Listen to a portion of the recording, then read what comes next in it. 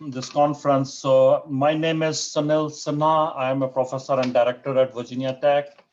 What I'm going to do is the overview and welcome you all for this. The conference is a 3-day event, the SWIM conference, 8th, 9th, and 10th. So today is the first day of the SWIM annual conference. Usually we do in Arlington, Virginia, but because of the COVID environment, we had to do virtual. But we hope we followed the same kind of a format, and we are planning to have more interactive. That's the purpose of the SWIM annual conference, is to bring people, experts from different disciplines, from different organizations, and try to get more networking time, discussion time. So we try to follow kind of a similar format even for the virtual conference. So again, welcome everyone for 3 days. It's a very tight agenda. As you can see, most of you have received the agenda from morning to evening, but it's well structured, a lot of different speakers. So it will be really exciting conference. And I'm looking forward to learning more. So the title we selected here, as you can see, Smart One Water, and I will go a little bit what's our definition. There's no one definition, whether you call it smart, intelligent.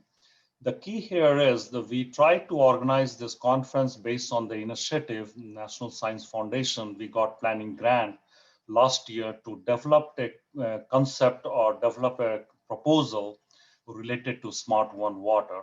So that was the whole agenda behind developing this workshop and conference. So I will talk a little bit. Yesterday, we had a very good workshop also. Some of you attended that workshop. So this is directly cut and paste from the NSF, what we submitted, the proposed Smart One Water Cyber Physical Social Infrastructure, ERC. ERC stands for Engineering Research Center. That's the initiative. NSF comes every 5 years in the national importance. And it's a long funding. It's not like a typical project. So that's why it takes a lot of effort and a lot of stakeholders, and also multiple universities, not just one university. Will transform the way people interact with water services, will advance measurement and decision support technologies for basically water management, One Water. We do have website. If you haven't been to that, a lot of information related to our workshop, on even this conference, all material we will upload in the website with the address I've given you, smartonewater.org. So what is One Water? Basically, One Water, we are talking about different because the water started early 1800, 1700 for water supply, wastewater, stormwater, and waterways, water cycle. So we are trying to see this in 21st century, how we manage in a holistic way, not in silos like drinking water, wastewater. Just a moment.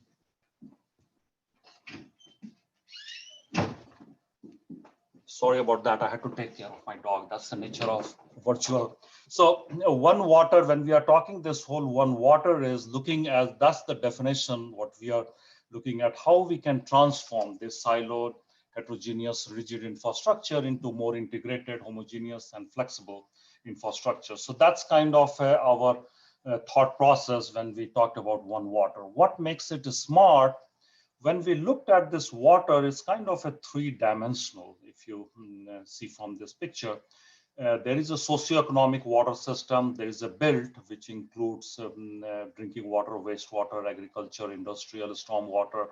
There is overlap. They are not truly independent, like stormwater can also fit into the natural system.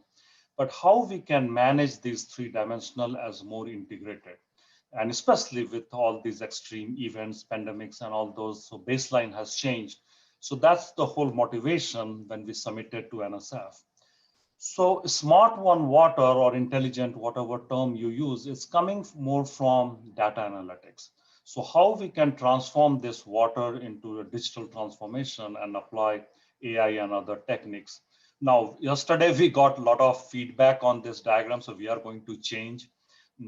They're talking about a lot of the people aspect and all those, although the people is everywhere in the whole aspect, but we will modify this diagram to reflect more why we are, what we are trying to do to develop a centralized platform so that we can manage this, what we call One Water. So that's kind of a background. The other is I want to give the background as we go in this conference. We will discuss many of the themes. NSF also has asked us, this is generation 4 ERC.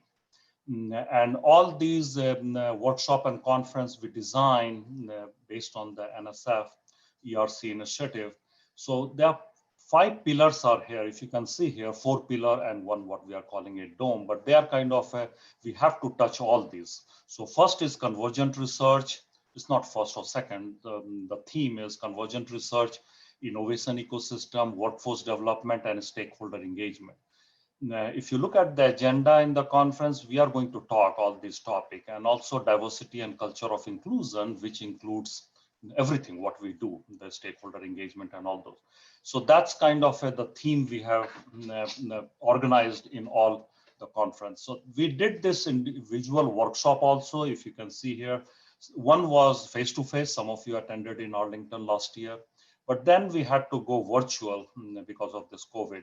So we held all. So what we did yesterday is what we called workshop of workshop. And that also came from NSF, that you have to do workshop of workshop to see what you learn from all and talk in a holistic way.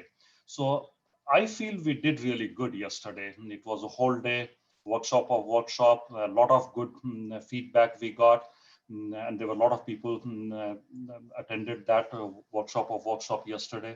So what we discussed also is the near term, mid-term, and long term, that what we will be doing for this to the concept of a smart one water, how we can look into each of these different domains, because smart one water is not just technology development or sensor development, it also the workforce who's going to work for this new paradigm of a smart one water. We need a new workforce, we need an innovation ecosystem, which all these technology developed in lab or through the research can go implemented in the real world. And then who's the stakeholder? A lot of discussion came in the stakeholder. Water is such a kind of a broad, it touches everyone. So a lot of feedback came is everyone, right? And if you look at our stakeholder, it's not like other industry. The water is very kind of diverse. So today we will try to look on 3 days in the conference also others. So these were the speaker from yesterday. Some of the face you will recognize, they are talking in our conference also. So we had a very tight agenda yesterday. We got a lot of feedback. That's what we are going to discuss. So the purpose of this 3-day conference is we have organized in the theme. So I'm giving you the welcome and overview. Then we will go to federal initiative, and we have a lot of from federal. They are going to talk about, everyone is working in the water domain, but each one has their own mission, vision, and all those. So how it kind of a complement or tie so that we can all work as a team. So that was the whole hidden agenda behind this, organizing this workshop and this conference.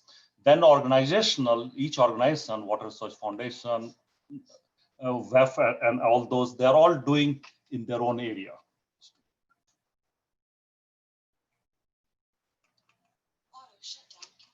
So then after organizational initiative, we will go into the water sector utilities, because a lot of utilities, DC Water, Hampton Road, a lot of utilities are working in this area. Not exactly they are calling it a smart one water or one water, but a lot of these initiative is relevant, what we are going to talk in 3 days.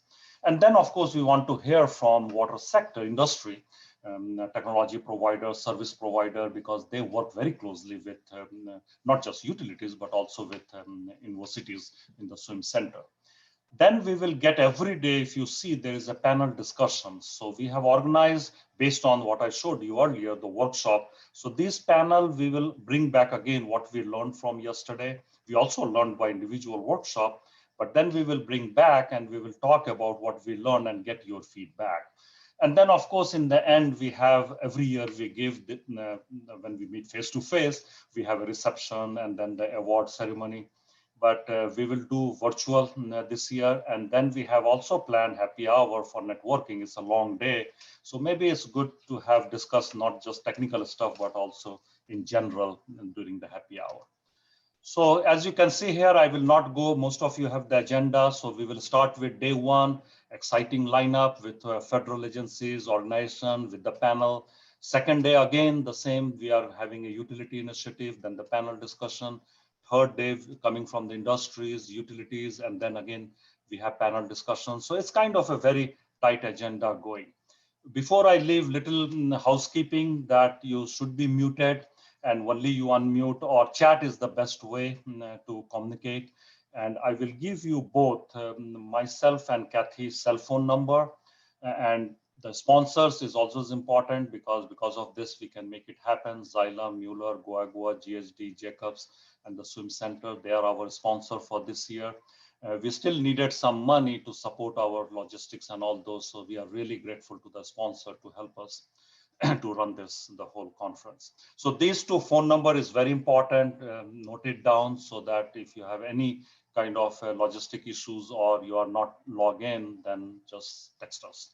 That's the best way. Or you have email also, you can email to us. Thank you. So with that, I will hand over to Celine. Okay, thank you, Sunil. So good afternoon, everyone. Our first session is going to be the federal initiatives. My name is Celine Heyer, and I am the Water Conveyance Practice Lead for Arcadis. And I am also the Industry Advisory Chairwoman for the Swim Center. I've been working with Sunil for 5 years. And we have 6 excellent presentations for you today. Our first presentation is going to be Pierre Glynn from the USGS, where he is a branch chief. So Pierre, if you want to go ahead and share your screen with us.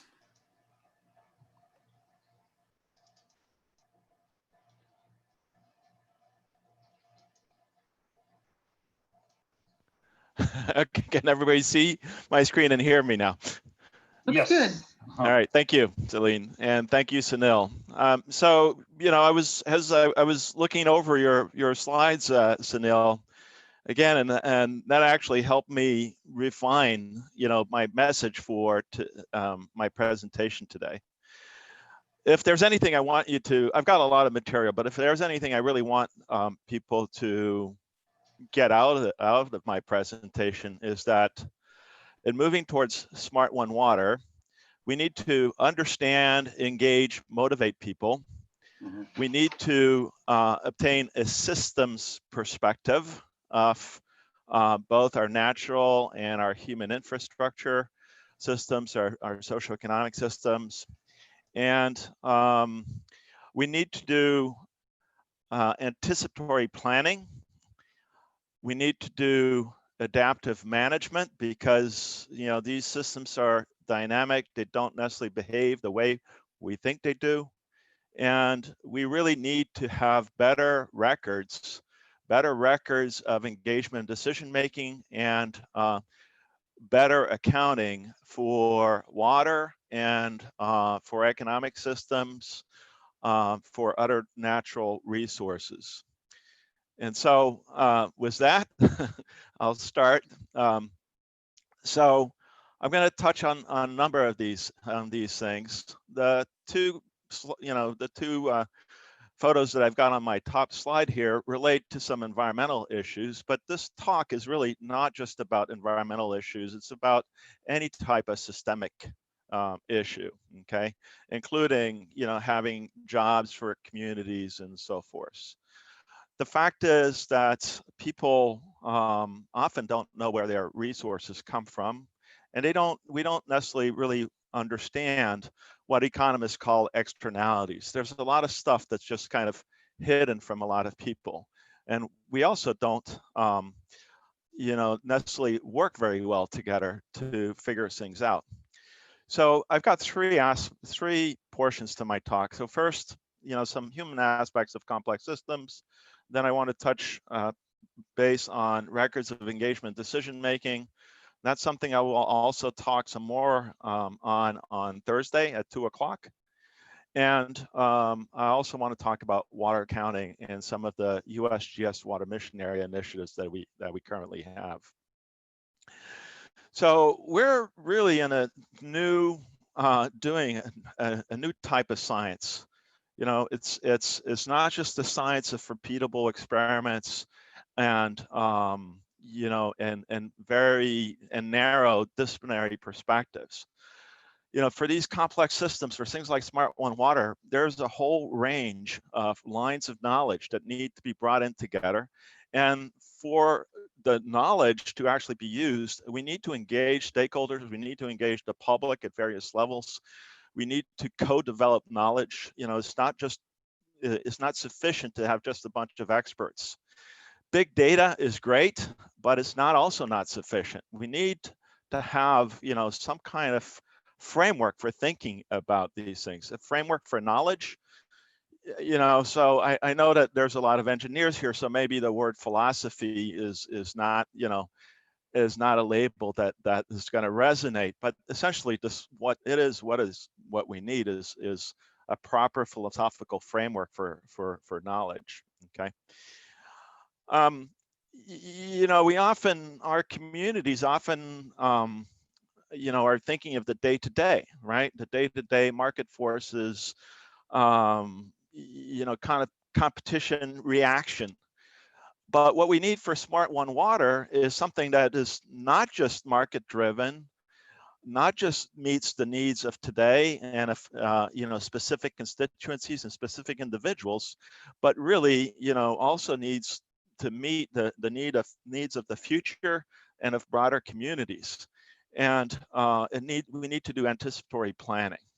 And so this, I like this this picture by painting by Peter Bruegel, because it kind of shows a little bit kind of like, some of our day-to-day concerns. It's a messy system, right? So anticipatory planning, yes, it applies to water. I think everybody knows that.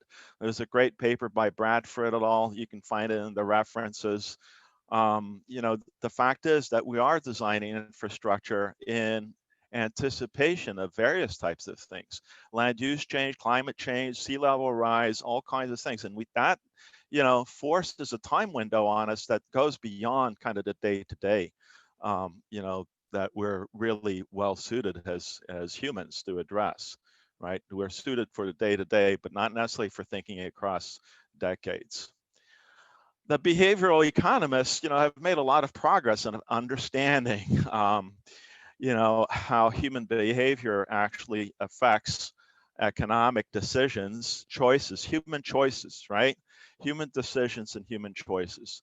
And there's a lot of behavioral scientists that are working on that. And so, if you haven't read Thinking Fast and Slow by Daniel Kahneman, I strongly recommend that book.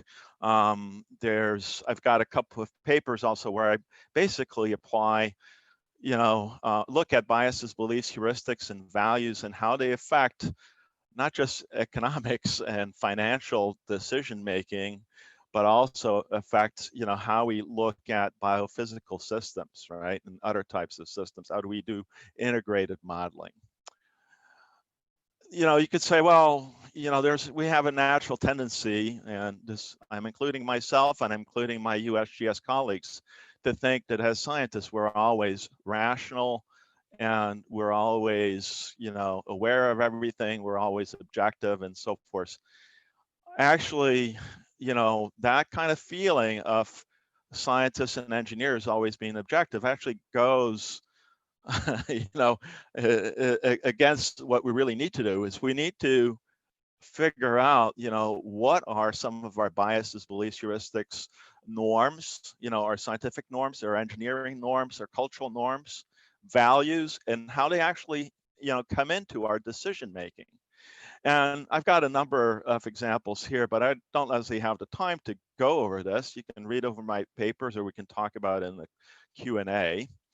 It does affect, what we do in terms of engineering systems, okay? The decisions that we make, and sometimes later, possibly regret about building dams without paying attention to fish migration, or now tearing down dams without necessarily paying attention to climate change and the fact that in a system where you have more rain than snow, you're losing, summer water for the summer, right? There's fewer reservoirs of water. So we're not necessarily thinking holistically about these various things that we do and our various choices. We often think by experience. So in Pennsylvania, initially, we use the fracking waters, the brines, to put them into the streams. That had an effect on the trout and fish. Okay, so then we sent the water. We said that doesn't work. So when we sent the water to water treatment plants. Well, that caused bromoform to get created and so forth, shut down the water supply for Pittsburgh for a day. So that wasn't the solution. Okay, so then we sent the brines to Ohio, injected them in the subsurface, and then we had some induced seismicity, right? So you know, this is I'm not targeting Pennsylvania. This is you know, we always do this, not always, but often do this, and we need to do better in terms of thinking ahead, right? And that's where, you know, kind of like thinking about these, what I call BBHV, biases, beliefs, heuristics, and values, and I include norms here and values, you know, comes in, right? So, all right, so how do we, you know, how do we do this? Well, you know, I've got a couple of papers on a concept called records of engagement and decision making. And the reason, you know, I got into this was because I felt that, you know, in a world where our decisions, you know, don't necessarily, you know, often, you know, are what we consider solutions often create new types of problems, right? This is the definition of wicked problems. Well, we need to do something called adaptive management to the extent that we can. And the problem with adaptive management is that often, you know, it's hard to get follow through, especially across, you know, political timescales or the timescales of different managers, right? And so, you know, how do we get that follow through? And that's was the driver for thinking about creating records of engagement decision making, where, you know, these records would not just have the scientific information, the facts, the data that were brought into a discussion, the discussion and engagement and so forth, but also would have, you know, some type of documentation about group dynamics, including power dynamics, emotions expressed, beliefs expressed, values expressed, these types of things, right? Who was invited, who was not invited, et cetera, right? And basically have greater transparency on this in a form that was more accessible than, say, minutes of a meeting, right? And in my view, you know, we've got actually a couple of people internationally that are working on creating records engagement decision making. But, you know, in my view, we don't really have these, at least in the idealized fashion that I've suggested in some of these articles. Okay, so there's many, you know, rationales for creating records of engagement decision making. One is that, you know, besides the follow through that you get, is you could get knowledge that's created for a particular system or issue to be transferred somewhere else. So there's an efficiency issue there. It would help incentivize, you know, accountability and responsibility by individuals. It might modulate behavior. You could say that's good or bad, you know, that's arguable. You don't necessarily want to have complete transparency because that might be problematic too, but increased transparency is probably good. But you could also, you know, use it to create a reward system for the people who actually engage, right? In the same way that we have, you know, DOIs for articles, journal articles and reports, or now databases, right? We could also do this for records of engagement decision making. Anyway, I'll talk about this on more on Thursday. Okay, so the other aspect is that we need, you know, better accounting and more integration. And so in the water mission area of the USGS, we are working definitely on the integration piece, where we're you know, thinking about our next generation water observing systems, connecting that to our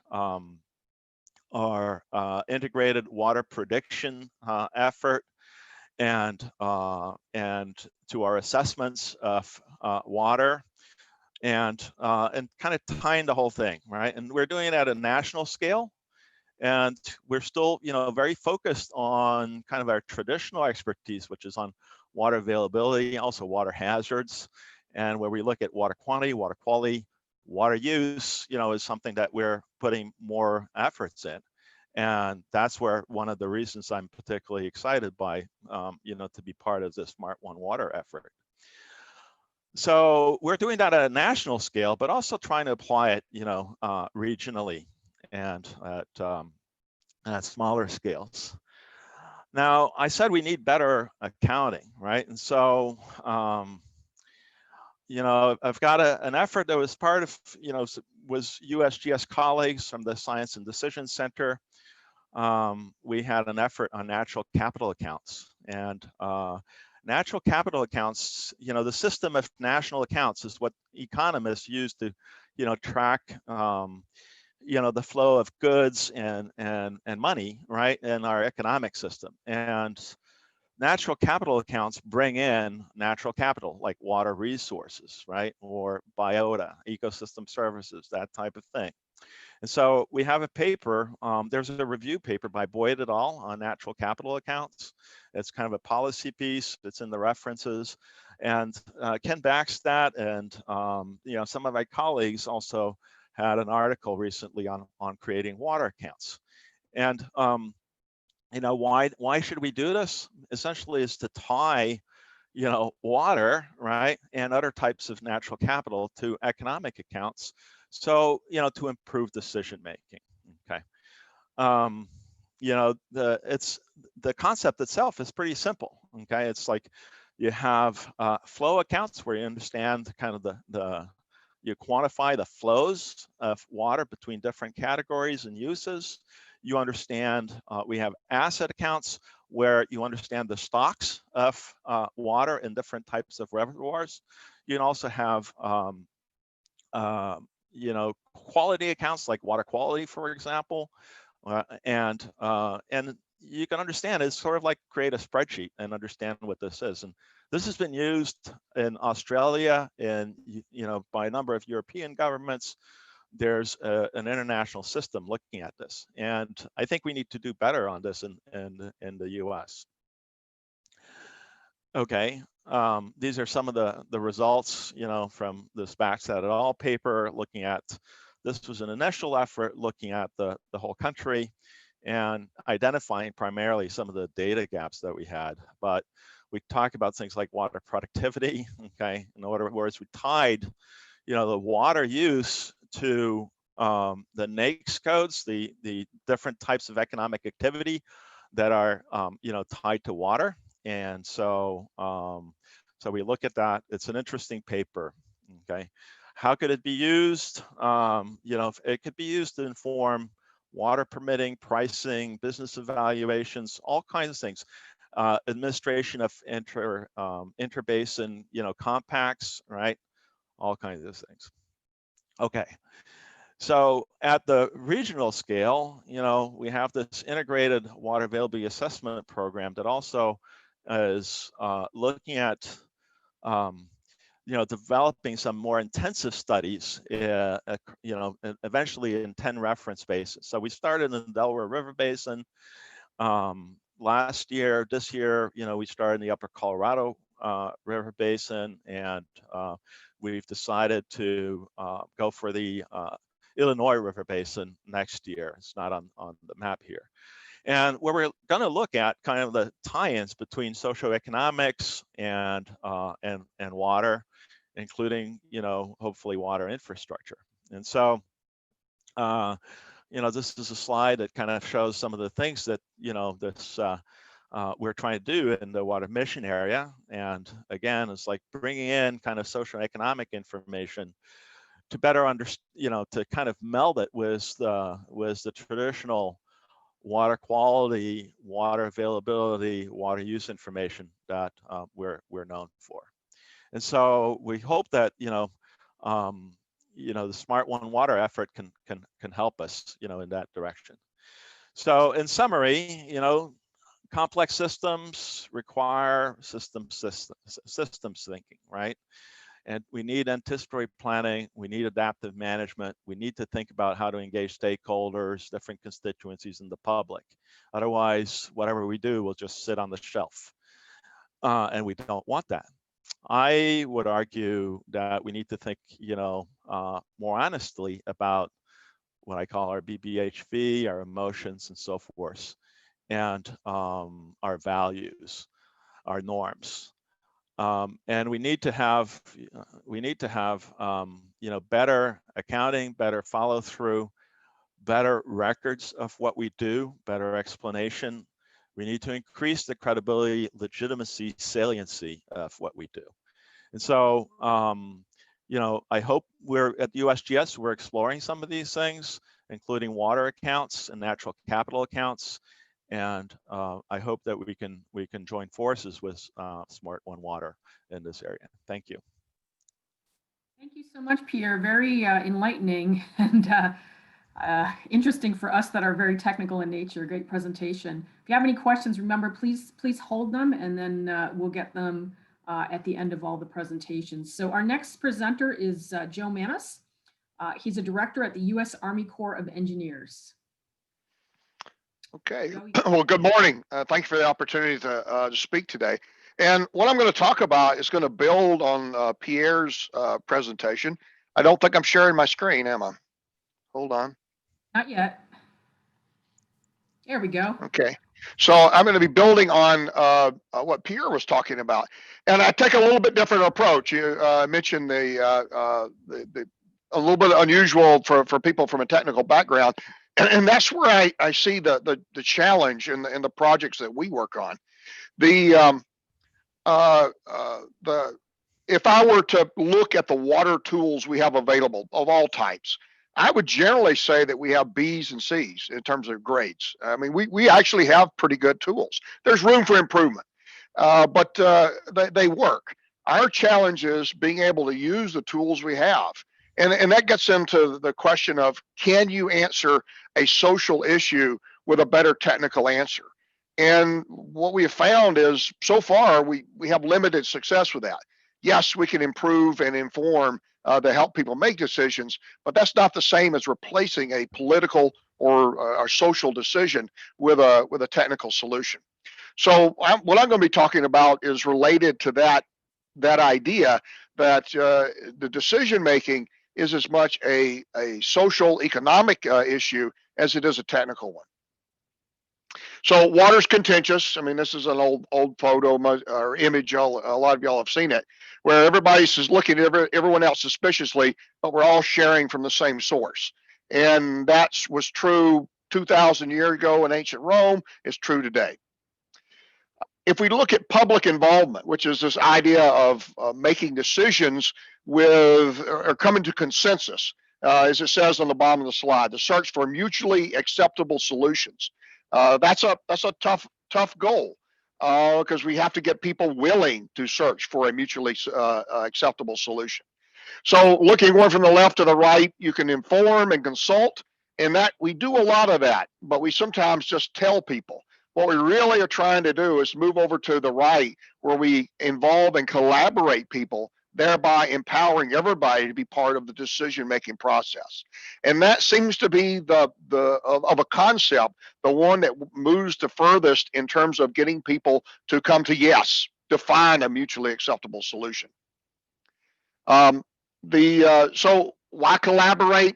Well, it does provide better outcomes. We spend a lot less time in court because we are a litigious society. It can save money because we're not paying attorney's fees or losses from productivity or additional costs in terms of project development, and improve governance because people buy into the outcome.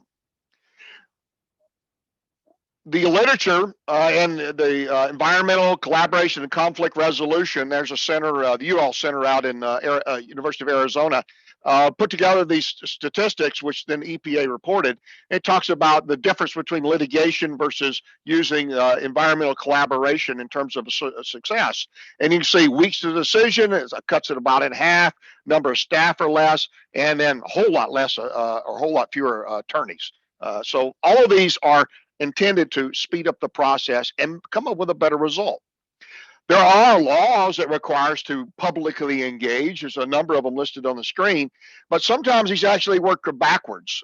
They restrict how you engage, and people are not always comfortable with the official engagement process. It seems too rigorous or too structured for a lot of people, and we sometimes don't get the collaboration that we're looking for. So some of them help. They force collaboration, but sometimes the collaboration doesn't end up where we want. So when we look at it as a summary, decisions about use and management are not solely technical. I've already said that, but I think that's a hard thing for sometimes to accept. And there's a lot of attempts to reach out and find a technical solution because the political one is just so hard. If we offer you $1 million to go find a technical solution, are we going to turn them down because it doesn't seem like something that's technically oriented? Of course not. Right? We're still going to go study it, but we need to look at how do we use the tools to enhance the decision-making process. Technical know-how doesn't mean you're an expert in all areas. I do a lot of discussions with licensure, and I can tell you that just because you are long in the tooth in your job and you've worked on 100 of projects doesn't mean that you are empowered to make the decisions. You're empowered because the public allows you to be empowered. And that's true for any kind of project gets built. If you don't have the trust of the people that are involved, they're not going to allow you to make the decisions and articulate the positions that you think are relevant to making a good choice. Public involvement is central to any U.S. public organization. It is the nature of what we do. I already mentioned being a litigious society, but we're also an open society. And getting public involvement doesn't mean coming in with the alternative and saying, here's what we have studied and we're willing to do for you. It means from the very beginning, getting people to own part of the process, getting back to the chart I showed before about being involved and then empowering people to make decisions. But there are technical tools that allow people to do that in a more effective way. I use this as kind of an old model called the satisfaction triangle, and it really sums up to me what's required to move forward with an issue. Only one side of this triangle is technical. The other is psychological, and believe it or not, that has a big difference in how you engage with people. You could call it trust if you want, but whatever it is, it's the human factor. And then there's a procedure. There are steps you have to go through. I put up a list of statutes that require collaboration. There are some statutes that require certain types of review. All those procedures have to be matched up with the technical components. Let's say you're doing the Environmental Endangered Species Act. There are steps that have to be followed or you're not going to get there. And if you discourage people by dragging it out without updates, you will lose your audience and you will lose the trust. So all three of these have to be equally balanced to have success. Corps of Engineers does a lot of this because we cost share all of our projects, at least 35%. So we have a center of expertise on collaboration, public participation. It's located here in my offices in Virginia, and we use something called shared vision planning. That's just a USACE version of collaboration, and it uses many times models and tools as part of the decision process. Some of these tools are very empirical, can be done on a blackboard or a whiteboard. Some of them can be done using Excel. Some of them use some very sophisticated hydraulic modeling. It just depends on what tool is right for the audience you're working with and how much time you have to engage them. I got a call yesterday from one of our district offices looking for assistance with a flood risk reduction project down in Florida.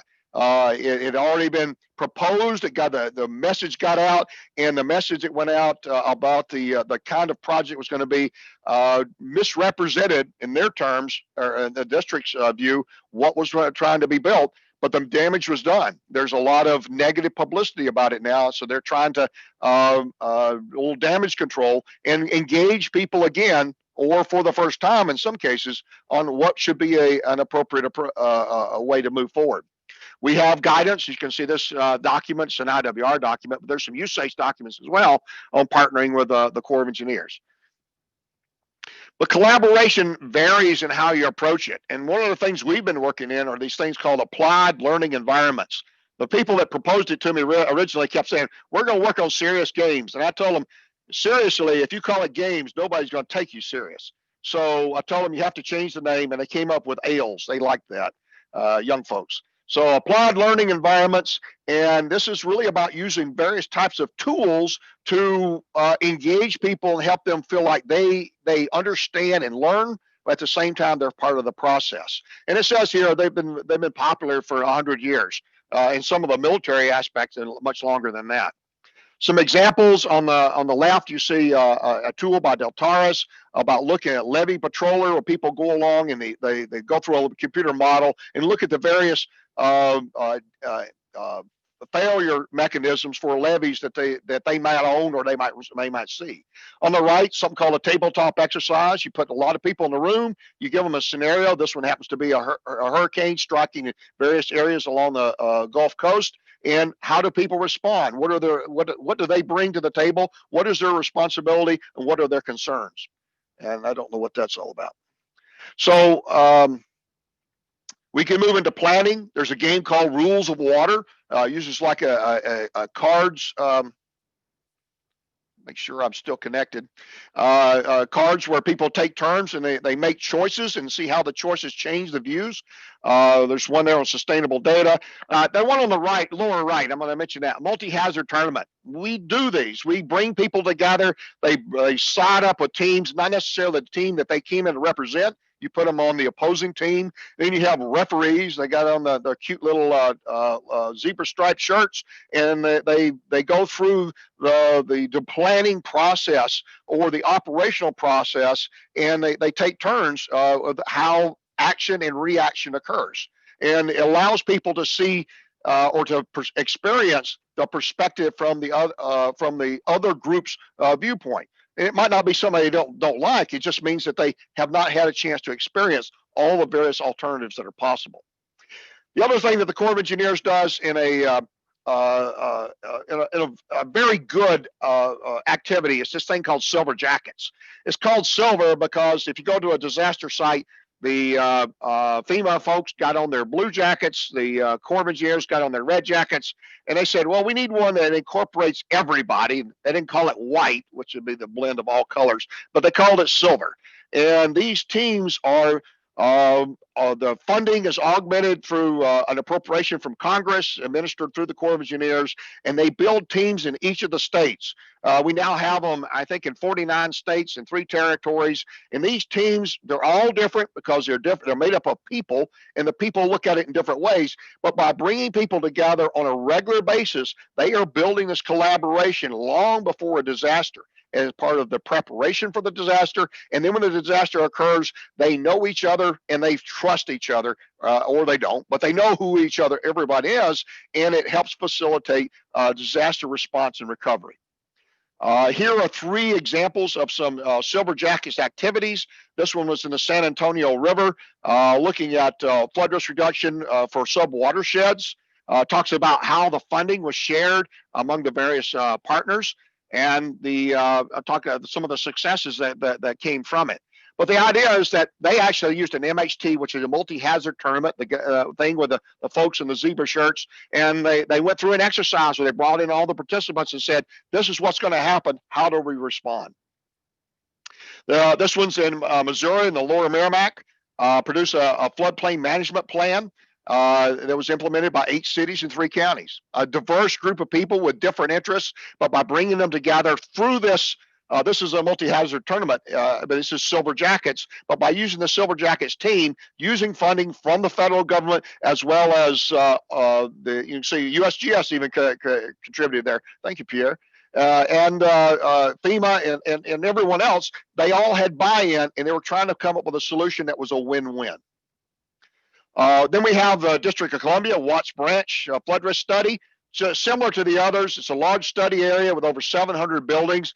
This happens to be in a disadvantaged or a low-income area, so it was a bit more of a struggle. When you have areas where people are, have the time, have the experience, sometimes easier to work through the issues. But this worked in an area that was struggling, and but did come up with some updated flood maps and models for looking at flood risk. I believe that brings me to the end, and I would just summarize by saying I think that we have very good tools. As I said at the beginning, I believe they're B's and C's in terms of water floodplain modeling or watershed modeling, groundwater modeling, but I don't think that's where the issue is. I think the issue is in getting people to come together to say, this is the type of solution that works for me, and that I'm willing to compromise some aspect and get what I really need to work out a solution where everyone is able to participate. And I believe that is the area where tools that are intuitive, that are quick to use, and that are that explain well enough to a layperson that they understand the what's at stake and what the drivers are. I think that is the area where we have the greatest need at the moment. So I will look forward to your questions as we get to the discussion period. Thank you for your time. Thank you so much, Joe. Very interesting and relevant case studies there. So our next speaker is going to be Jim Horn. He's a manager at the US EPA. And I'm going to put up your presentation here, Jim.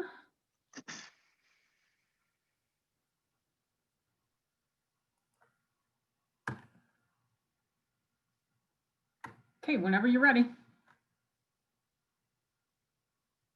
Jim, you're on mute. Jim, can you hear me? Jim, can anyone hear me? Yeah, we can hear you. Yeah, Jim, you just have to unmute. Yeah, There we go. Things bouncing all over my screen, Celine. I'm going to blame it on you, so that's okay, man. Thank you, Celine, and thank you, Sunil, for inviting me to participate. Among the speakers, I may have the simplest set of slides, and that's usually the case, and maybe the shortest presentation. We'll see about that. But I'm really pleased to be part of this effort. I first learned of the effort that Virginia Tech was undertaking under the Swim Center because of our interest in water workforce issues, and that's really what I'm here to talk about today. So this opening slide is something that we put up obviously to show a couple of things.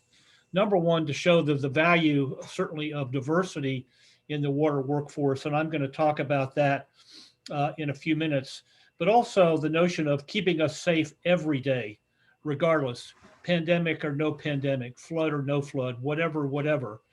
These folks are kind of the unsung and often unseen heroes, really, I think, in this country of ours, who keep us clean and safe, provide us with clean and safe water every single day.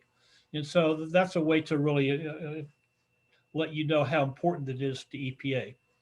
I also like to start by showing this slide, which I have to confess I stole from some colleagues at the Louisville Municipal Sanitation District. It's the notion about what type of organization do you want to have and how that fits into the kind of workforce that you develop and perhaps make more resilient. Resiliency is a more complex concept, I would say, in many ways than just physical resiliency, which is often how it's talked about when we talk about water infrastructure. When we think of resiliency, and I go by these words every day now, resiliency is a combination of equity, compassion, and trust. And that's how you build the kind of organization and the kind of workforce that our nation's water utilities really need. Next, please. So I want to throw up this chart or slide to show you kind of how we think about the work that we do in my office here in the Office of Wastewater Management, EPA. First, let me say that our focus is on the utilities. They are the ultimate customers for what we do, whether they be drinking water, whether they be wastewater, whether they be stormwater, whether they have embraced the Smart One Water concept, whether they haven't embraced it, whether they're not quite sure what it is, or whether they're somewhere along that path. All of these things in front of you today really are relevant. And so we build what we do in my office around the notion of the elements of an effective water utility workforce program. And the foundation of that obviously is strategic workforce planning. It sounds obvious, but it's not so obvious with all the utilities that I deal with. It's not obvious, and most people are not doing it. And so if you look at the elements or the building blocks of what we call strategic workforce planning, there are core elements out there, what we call recruitment. You know, how do you recruit and promote the value of jobs in water, in this case, particularly in jobs in utilities? That's how do you build the pipeline for future water workers. And there's been a lot of research done over the last few years, including work by the Brookings Institution, that really confirms that we are expecting a very large bow wave of retirements for people that operate and maintain these incredibly valuable systems. EPA has a particular stake in this in that we have actually helped put in the ground over $70 billion worth of water infrastructure since about 1970, but it goes beyond just what we've been able to do. The other element is what we call retention, and some people would also call that cultivation. And this is where I certainly want to say that the white paper that the Swim Center developed as part of their work with NSF was really great, talking really about the kind of organizational culture and career path we need to all be building in these water utilities. Again, it sounds obvious, but it's not obvious. I've talked to large utilities that have flat out admitted that we know how to hire people. We're not so good at knowing what to do with them when they get here and how to help them build a true career, not just the job that they just landed in. The whole notion of competency, training, and certification. There are large numbers of training programs out there offered by many different organizations through the states, through community colleges, through technical colleges. There are certification bodies. But this whole notion of competency, not just competency today, but going back to, I think, some of the directions that the Swim Center is trying to move, what are the competencies needed to really address sort of the complex water resource challenges that these utilities are going to be facing in the future? Not just what do you need to know today, what are you going to need, what are you going to need to know, and how do we get those skills to people? This last element, which we call an opportunity element, may be the most interesting, and that's the notion of building community partnerships. And that gets right back to the notion of supporting the economic and social health of the community as well as the environmental health.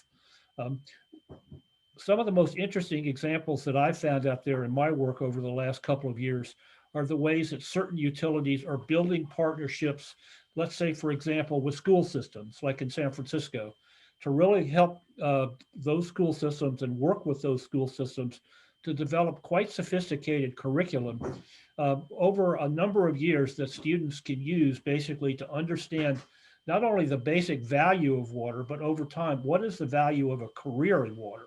Why would you want to work in this industry or this sector, if you will, in the first place? And really help students as they progress in their academic life, starting in the 4th grade, as early as that, all the way through high school. Because in many cases, the work we do is focused on people that don't necessarily want to get a college degree or may not need a college degree to do incredibly important work at these utilities. Okay, next. So I want to talk a little bit about what's happening on the ground. And there are documents behind all of these, which I believe I've sent to Sunil, but I will send them again and they will be posted for everybody that participates in the conference here. So first is our America's Water Workforce Initiative, which I'll talk about in a minute. That's a call to action, a paper that we've just recently issued after about 2 years worth of work. The one thing I'll say about that right now on this slide is I've been in the Office of Water at EPA for a long, long time, and never have I seen people at the top of the organization take as much interest in this particular topic as they have recently. And I think that's really uplifting. The guy that's the head of the water program said that in many ways, the best job he ever had was right out of college when he went to work at a wastewater utility in San Diego. He said he learned more there than he probably learned anyplace else in his entire life. We're also about to issue a series of really nice case studies about the ways utilities are addressing workforce challenges in their localities. We also sponsor a webinar series. We actually have one this week about technology adoption and the workforce challenges associated with technology adoption. That's something we do about once a quarter, and I've shared that information with Sunil, and we'll be happy to share it with everybody here today. Last but certainly not least, through some forward thinking, I'll say that, I'll give him credit for that, on the part of the Congress.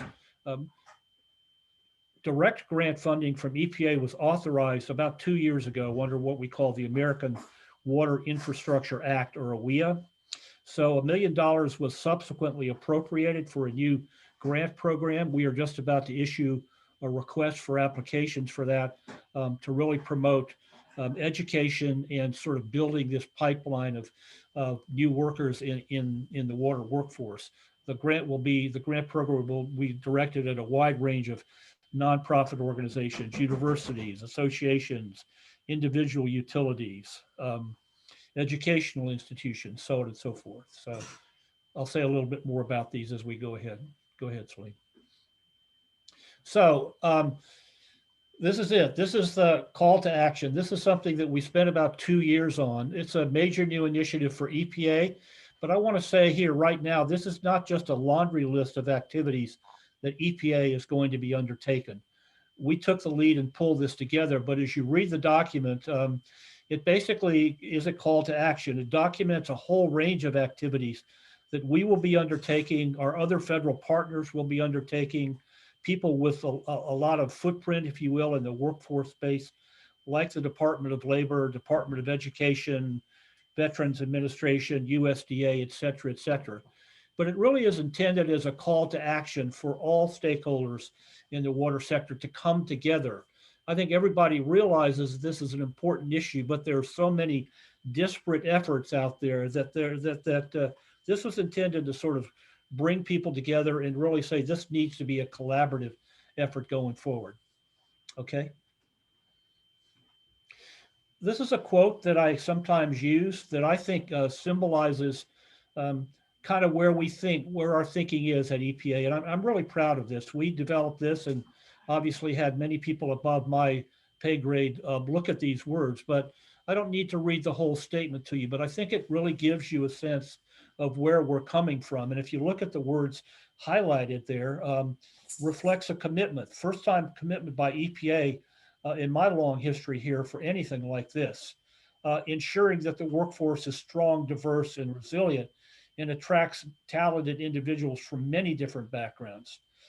Those sometimes sound like buzzwords, but I think in this particular sector, it really makes a difference that we focus on people that have not been focused on so much in the past, people from disadvantaged communities, women, a whole range of people that really have a lot to give to the sector.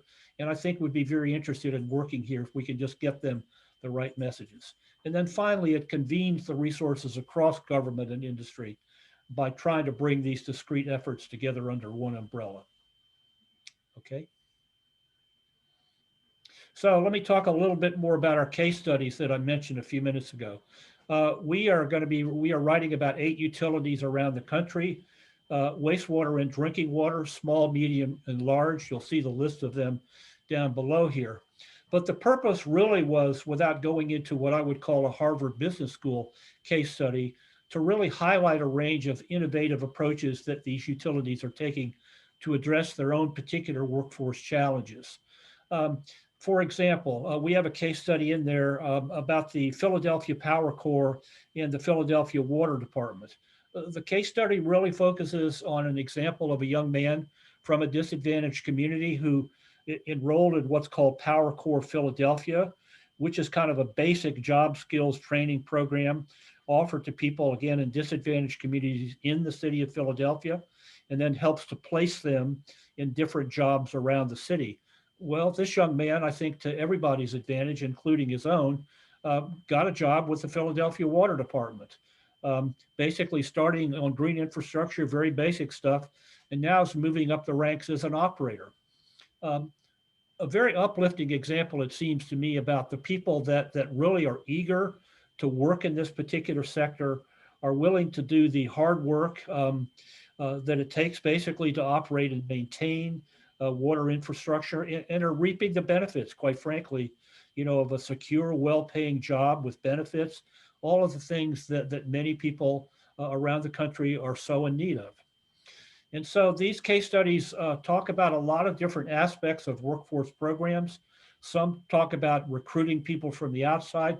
Others talk about, just really crackerjack programs that utilities are implementing to make sure that their employees, their current employees, have the best possible training and encouragement and culture, if you will, to make sure that they really enjoy a true career in water. So expected out in fall 2020. I like to say fall doesn't end until December 21st. And so we are on the fast track. These are just about to be released.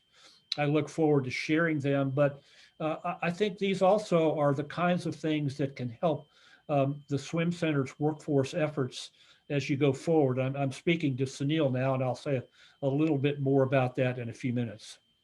Okay. Webinar series. This is something that we've been doing for the last 2 years. We do it about once a quarter. It's been very uplifting and helpful. We pick a whole range of workforce related topics. Many of them are utility related, but not all of them. And we've gotten great participation from these. There's so many different topics that are relevant to the whole notion of building a sustainable workforce that the choices are almost limitless. What this shows you basically here is a fact sheet that shows you the webinars that we have done in the past. And also there are links in there to the recorded versions and the actual slides from the webinars. We've got one actually this week, technology adoption. I think I may have mentioned that a few minutes ago. That will actually be tomorrow. I don't think it'll conflict, Sunil, but we've gotten a huge turnout. We've gotten over 1,000 people register this, and we'll focus on 2 organizations that are really doing training for other utilities, the water tower in Gwinnett County, Georgia, and also utility MCES in the Twin Cities, who's really employing a whole range of alternative technologies, including artificial intelligence, to help train their employees. And so we've got great response from these. We can plan to continue to do these. I'd certainly like to talk to you, Sunil, at some point about topics that we might want to consider, but we'll continue to do these, make all the information available. But it's part of our mission really to bring people together and share information widely about practical solutions and actual programs that are working there on the ground. Okay. So the new workforce grant, everybody loves to talk about this, and why not? I would too. As I said, $1 million was appropriated by the Congress. We are now going through the gut-wrenching process of getting this through the EPA review process. I won't go into that. We could spend all day on that, and I'm sure you wouldn't be that interested. But in any case, we are very, very close. It takes a lot to stand up a new grant program because of very strict competition requirements and a whole range of sort of administrative requirements. But in any case, that part is basically done. It's being now reviewed in final by our leadership in the Office of Water. The request for applications, again, is out in the fall. I'm giving myself room to go up to December 21st. And so we've been advised to stand by that it's going to be happening very quickly. For those of you who may be interested, again, it's focused at nonprofit organizations that really can demonstrate competence in a thought through program going forward to really help educate through training, through a whole range of activities, people about the value of a career in water, through apprenticeships, a whole range of other things. And so there'll be a 60-day review period, a 60-day application period once the RFA is out. So that means we'll probably be getting the applications in, hopefully in February, take some time to review them. And my prediction is that we'll make decisions in the fall. I would predict, I can't say for sure, but I would predict that there will be a relatively small number of grants awarded with $1 million. We'd rather have a small number of really robust projects to move forward and support rather than, as I like to say, sprinkling pixie dust on a lot of things all over the country. So look for that if you're interested. I'll get once the information comes out, Sunil, I'll certainly pass it along to you through your channels if you want to share it. But that's an important step forward. So this is my last slide. I actually used this speaking to a group in Wyoming, and I found a really pretty slide that I thought epitomized Wyoming. So, you know, I don't know where everybody's from here today, but this is a beautiful slide that I just like looking at it. So what I'd like to do is just spend a couple of minutes as I wrap up here talking about the relationship of what I've been talking about to how I see the role of the Swim Center going forward. And there will be a workforce panel tomorrow afternoon or tomorrow. And those of you who are interested, please log into that one as well. But here goes. So we were asked at one point to say, well, how do you see the work of the Swim Center relating to, and hopefully, I guess, not competing with other federal agencies? Well, my answer from EPA's perspective is bring it on. We are very happy that the Swim Center is focusing on water workforce, and we want to work with you. We think it's a great opportunity. I think organizations like the Swim Center have got a lot to bring to the table. So from our perspective, the more cooperation, the more collaboration between us and you, the better. I would say from the workforce perspective, I would say keep it real. Keep it focused on practical learning, dissemination of practical information that can really help utilities in the workforce space do a number of things, but actually improve their operations, improve the long-term sustainability of their operations, and then hopefully over time move toward this one water paradigm, which we certainly believe in, but I think we all have to be realistic. Many utilities and many communities are not quite there yet, and their needs are still out there. And I think the more that people like the Swim Center, working with EPA, working with utilities, working with a range of people, can focus on practical learning and bring that to the table, I think that would be very helpful. Again, our focus is on utilities, and I would add, and the local decision makers, whether that be a board, whether that be a council, whether that be people that have to make the decisions that affect how these utilities operate. I think in some cases, those folks, those local decision makers, don't properly understand the value of the workforce that they need to basically be overseeing and cultivating, if you will.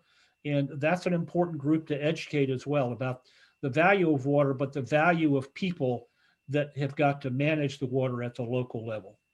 So that's our focus, utilities and certainly local decision makers. I call those the ultimate customers at the end of the day.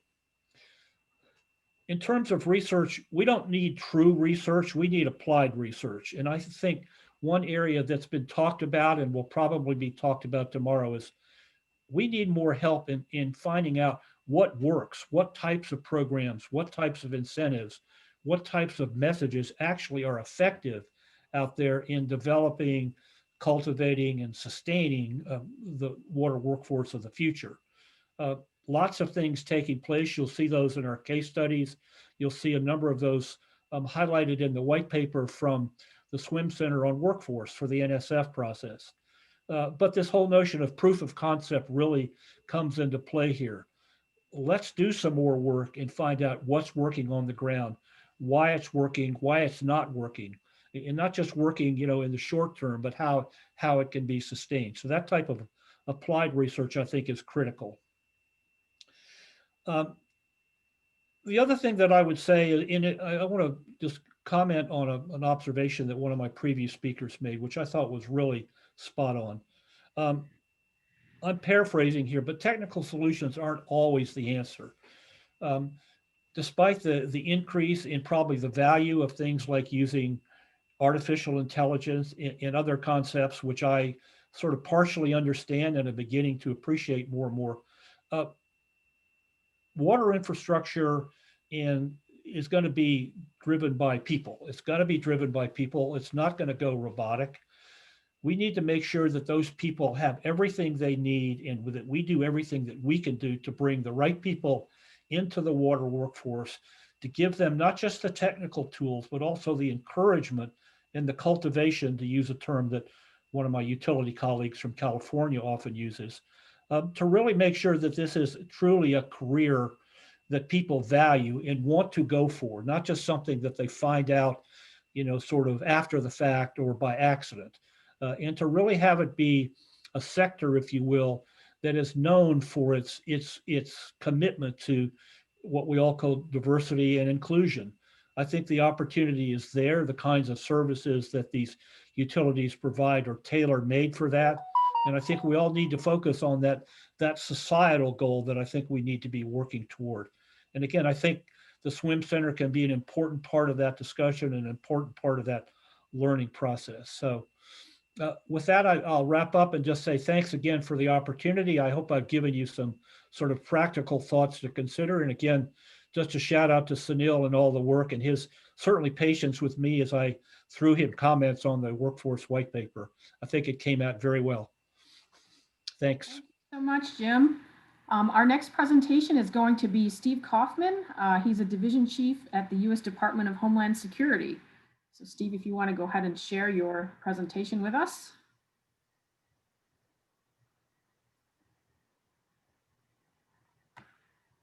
Okay, thanks, Celine. Hopefully it's showing up for everyone. Great. So let me just go to presentation view.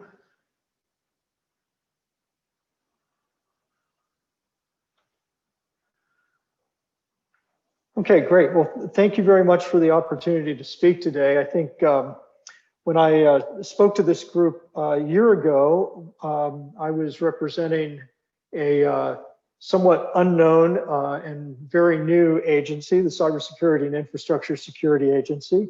If you've been reading the news, we're certainly not the unknown agency that we were a year ago. So I'll talk a little bit about, just our role in infrastructure security and resilience, and then talk more specifically about some of the things that we're doing within the Resilience Services branch where I work, and how those relate to water infrastructure. So CISA, as we are now called, is the nation's risk advisor. So what that means is that we work with our partners, we collect information, we share information.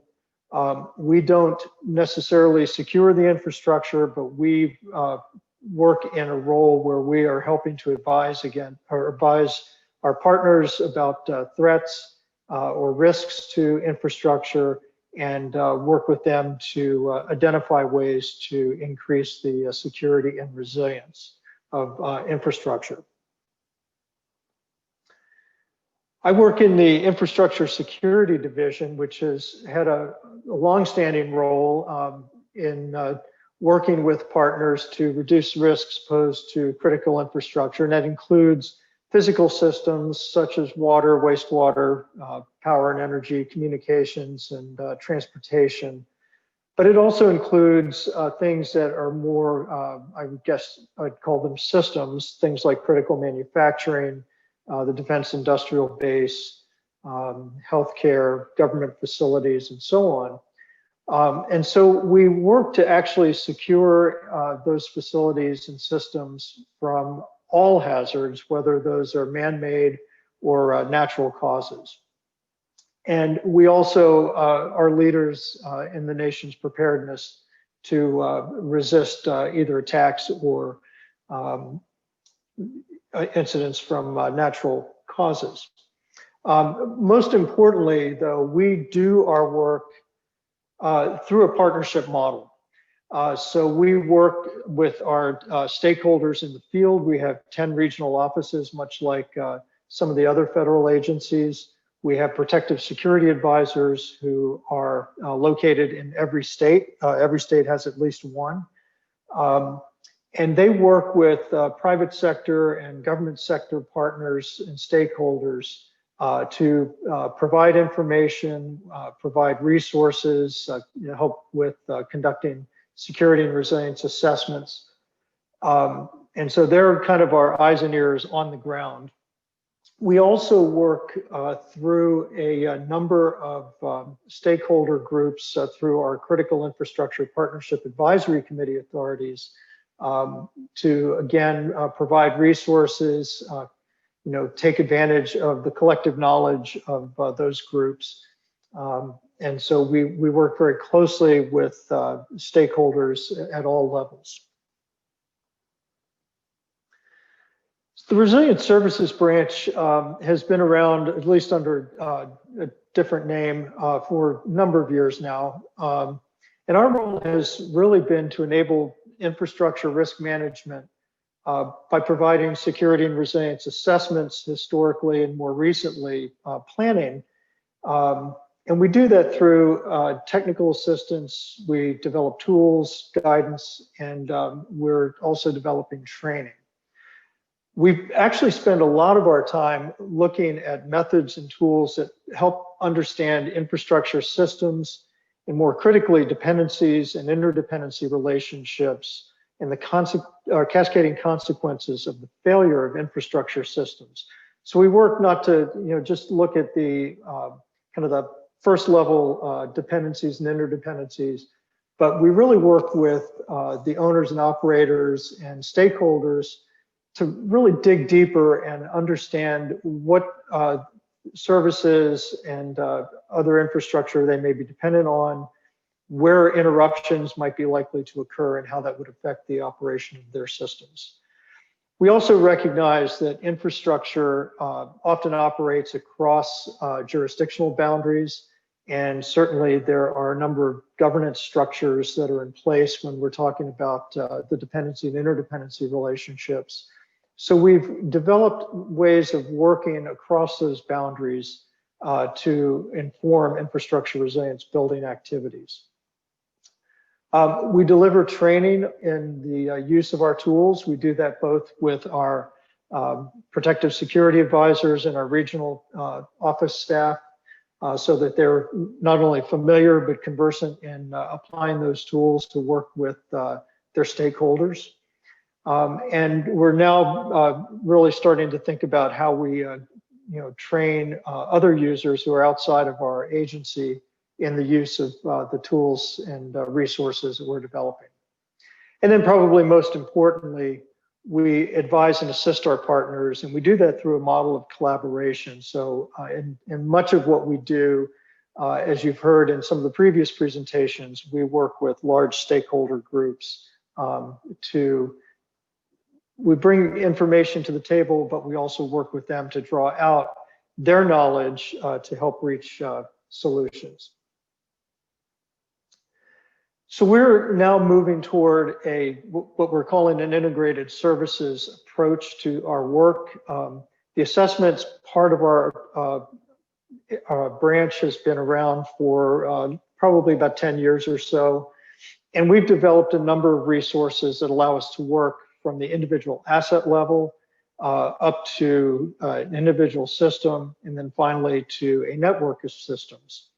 And we've also been working at various scales, from a single owner operator to looking at a community or a municipality, to really working across boundaries to operate at the regional or even the state level. We've more recently added the planning component, which I lead. And then we do all of that work in pre-disaster scenarios, so conducting planning assessments, and we see those working very much together and informing each other. And then we also have responsibilities under ESF 14, Emergency Support Function 14, where we provide recovery support. And we often use those same assessment tools and techniques in that post-disaster role. So I mentioned a number of capabilities that we've developed over the years. Some of those start with capabilities that we apply to single sites. We have a tool we call the Security Assessment at First Entry, which our protective security advisors can often do in a single visit. It takes them just a couple of hours from starting the assessment to developing a report. And we do that for organizations that do not really have a very well-developed security posture. Then that kind of we move up from there to the infrastructure survey tool, which is designed to be used again by a PSA going in and working with an asset owner. That's a more involved process, and it gives them a more detailed assessment of their security at the site. And then the infrastructure visualization platform is a approach that we use that actually gives you a visual assessment, and we provide a very detailed visual platform to help owners understand their security and resilience gaps and identify ways to address those. Those are really more security focused, they're less complex. We're now working to kind of build out the infrastructure survey tool capability to what the tool that we're calling the multi-asset system analysis. This is in development. We've actually applied this to a water system in a pilot project, but it allows you to now start to think about a single owner but multi-asset system where you might have concerns over a much broader area.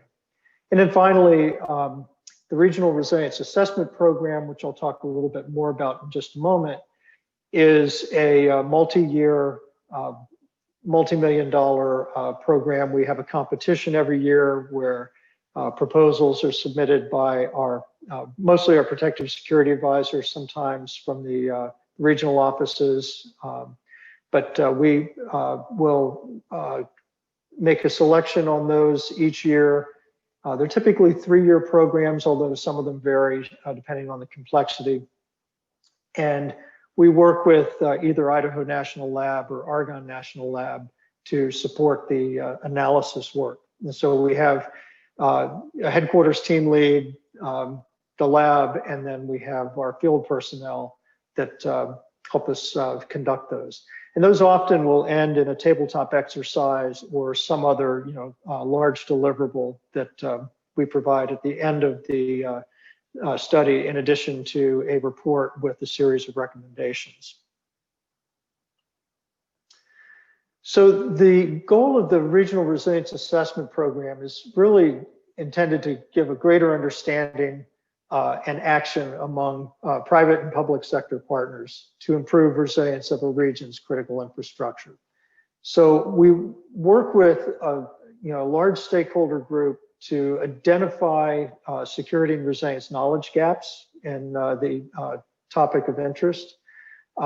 We actually take that information, we take the analysis work that we do, and we make a series of recommendations to inform the risk management decisions.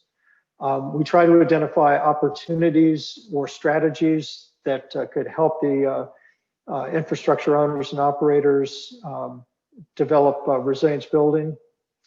And we help improve the partnerships that exist among the stakeholders. So as you heard in some of the earlier presentations, oftentimes stakeholders have competing interests. What we try to do is identify those areas of common concern with those stakeholders and help bring them to the table and begin to work together to develop resilient solutions. In all of our work, we take really a bottom-up, top-down approach. So we do a lot of open source research in our regional analyses. We conduct interviews at the asset level. We talk to service providers, but then we also do a significant amount of modeling and analysis, and we do that at the individual system level. And then we also look at how that system might perform within a larger interconnected network of systems. And we take that information and pull it together in a way that we can then develop a series of recommendations for enhancements to resilience. Those recommendations are often less about technical approaches, although they sometimes include technical solutions. Oftentimes they deal with operations, management, governance issues that can be readily addressed by the participants. So we are now working to take that regional resilience assessment methodology that we've developed over the last 10 years and roughly 100 individual assessments on a number of different topics, and put that into a document that provides the foundational concepts of resilience and the methodology for assessing resilience at a regional scale. We're in the final stages of review on that document. We're hoping to have it published in the next couple of months at the latest. And that'll be supplemented by a series of guidance documents that will address specific topics or sectors or systems, or they may address how to apply specific analytic techniques to infrastructure questions. We're trying to reach as broad an audience as possible with this document. Historically, we've been limited by the number of projects that we could do in a year. We typically do on the order of about 10 new starts each year. And so that limits the impact that we've been able to have with our assessments. So what we're trying to do is now package this methodology in a way that we can get it out to state, local, tribal, and territorial governments, or regional public-private partnerships, and even private entities and other federal agencies who can begin to apply the principles that we've developed. The other document that is about to be published and is also in final stages of review is the Infrastructure Resilience Planning Framework. This actually goes very much hand in hand with the Regional Resilience Assessment methodology. But this really focuses on taking those resilience principles and applying them to the planning processes that states or local governments and regional organizations take. So we've tried to come up with not only a step-by-step planning guidance, but we've also really focused on tool development. We've been in the process of working with a area development district in Kentucky for a little over a year now. And we've taken what we've learned from that engagement and built out some additional tools based on gaps that they've identified where they could use additional help. And so we're planning to release that as kind of a living document. It's not intended to necessarily come up with a new resilience plan, but it does kind of focus on how you can use resilience-based approaches to other regional planning documents, such as mitigation planning, economic development, and so on. One of the motivations for the work that we've been doing in Kentucky actually is to deal with repetitive losses to water and wastewater infrastructure due to flooding. And what the state has determined is that the previous approaches have resulted in dealing with repetitive losses. And so by taking this more resilience-based approach, we're really working to identify those areas that are most critical to ensuring the ability to deliver water and wastewater services. And so we see this as being a useful tool going forward.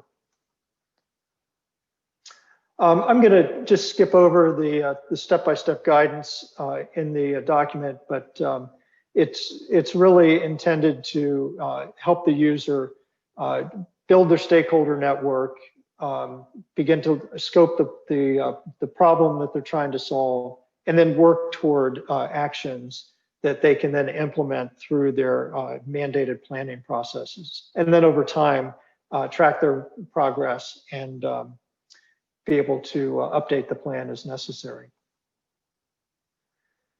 So going forward, we're actually in the process of kind of moving from a model where we do a lot of the work ourselves, either directly from headquarters or through our partners in the regions, to one of trying to develop tools and methods and guidance, and then promulgate those to a large audience. So I've mentioned the Regional Resilience Assessment methodology that's coming out in the Infrastructure Resilience Planning Framework.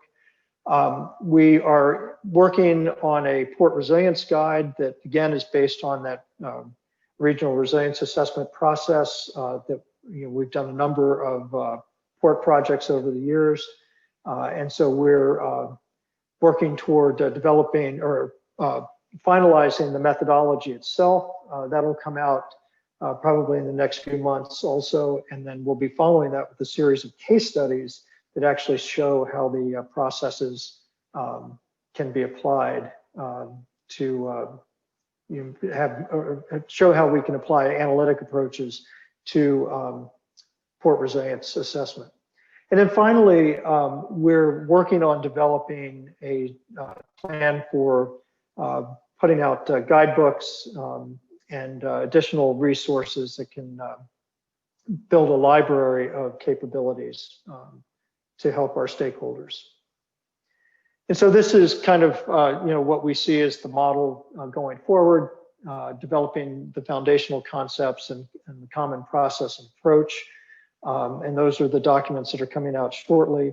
But then we also see building out a library of guides that deal with sectors, systems, or issue-specific guidance, and then also documenting analytic techniques. And with that, I will close and turn things back over to Celine. Thank you very much. Thank you so much, Steve. We're getting a little bit behind, so let's move right along to our next speaker. We have Arjun Shankar from the Oak Ridge National Laboratory, where he is a group leader.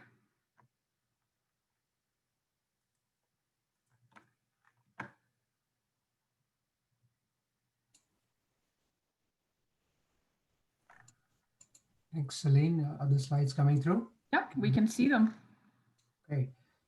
Thank you again, and thanks, Sunil, for inviting me to this conference. It's really great to hear about the initiatives and the direction the community is taking here. As Celine said, I'm Arjun Shankar. I work at the Oak Ridge National Laboratory, which is one of the Department of Energy's labs. And I'm going to speak about the connections between water and energy and some of the efforts that DOE has initiated in this space. So let me just start by telling you a little bit about the DOE and ORNL. I imagine many of you know about these organizations, but if you don't, the mission of the Department of Energy is to ensure America's security and prosperity by addressing its energy, environmental, and nuclear challenges through transformative science and technology solutions. So perhaps my talk would emphasize some of these S&T initiatives, which I know are obviously not part of the whole solution, but certainly in terms of transformative science and technology to address the challenges in the space of water. The DOE has many active initiatives, and I'll point to that a little bit. A lot of the work of the DOE is carried out by its 17 national labs. And here's a picture of where they are located around the country. They are often a source of regional innovation as well, and connections between academia and industry. And I am located where the star is in Oak Ridge, and next to Knoxville, Tennessee, and right next to the beautiful Smoky Mountains that are just behind in my virtual background. ORNL is the largest US DOE open science lab. We do have labs in the complex that are part of the National Nuclear Security Administration as well. Just a little point about DOE, and I'll come back to this. We host some of the largest basic science facilities and also facilities for computing and data analysis at extreme scale. I'm a part of that.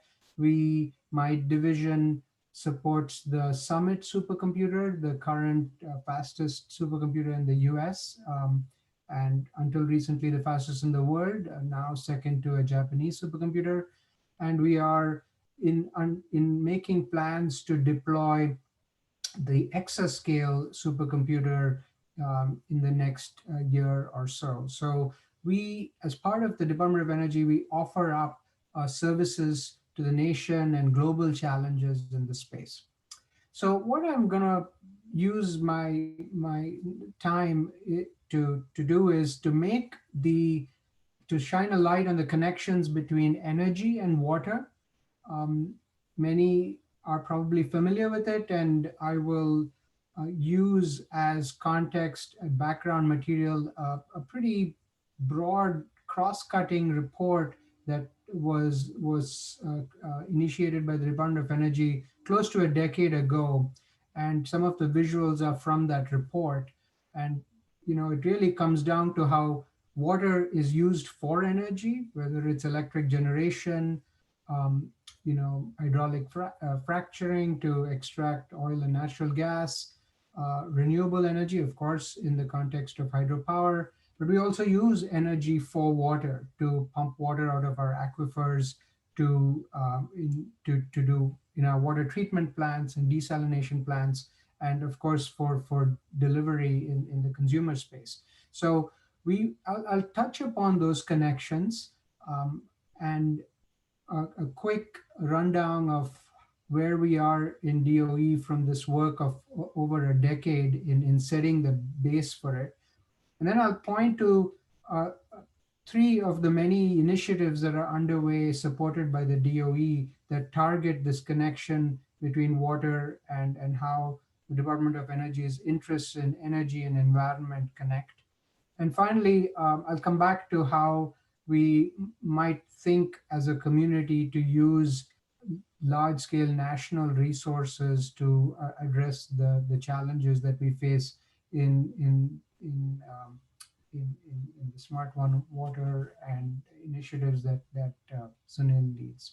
So I imagine some of you have seen this hybrid Sankey diagram before. It's called hybrid because it talks about the energy flows on top and the water flows below.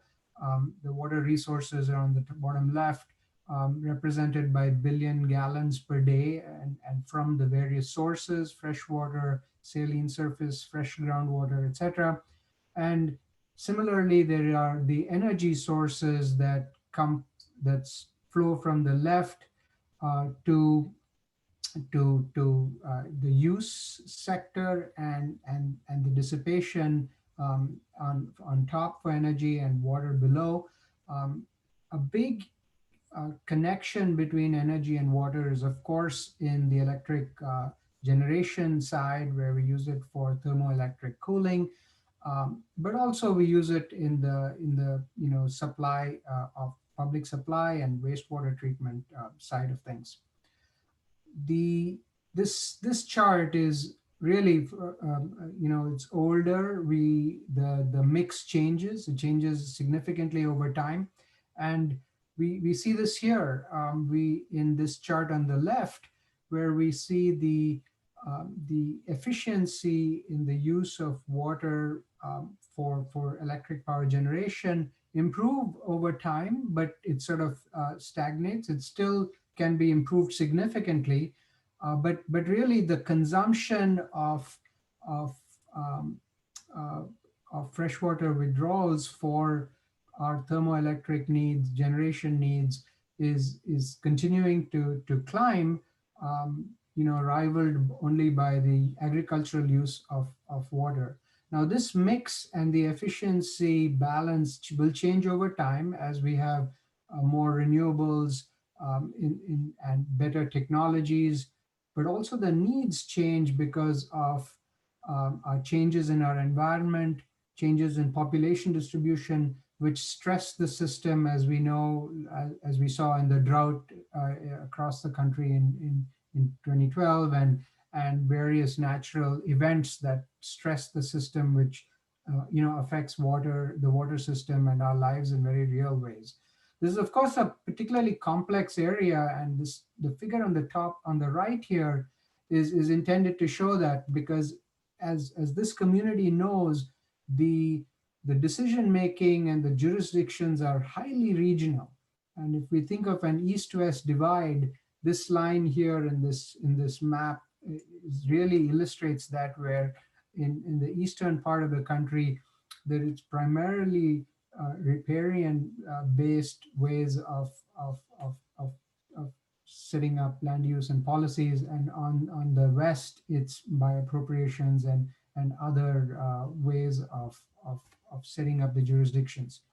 So in this connection of water and energy, the DOE has identified ways of approaching the challenges of how we use water for energy generation more efficiently, to reduce the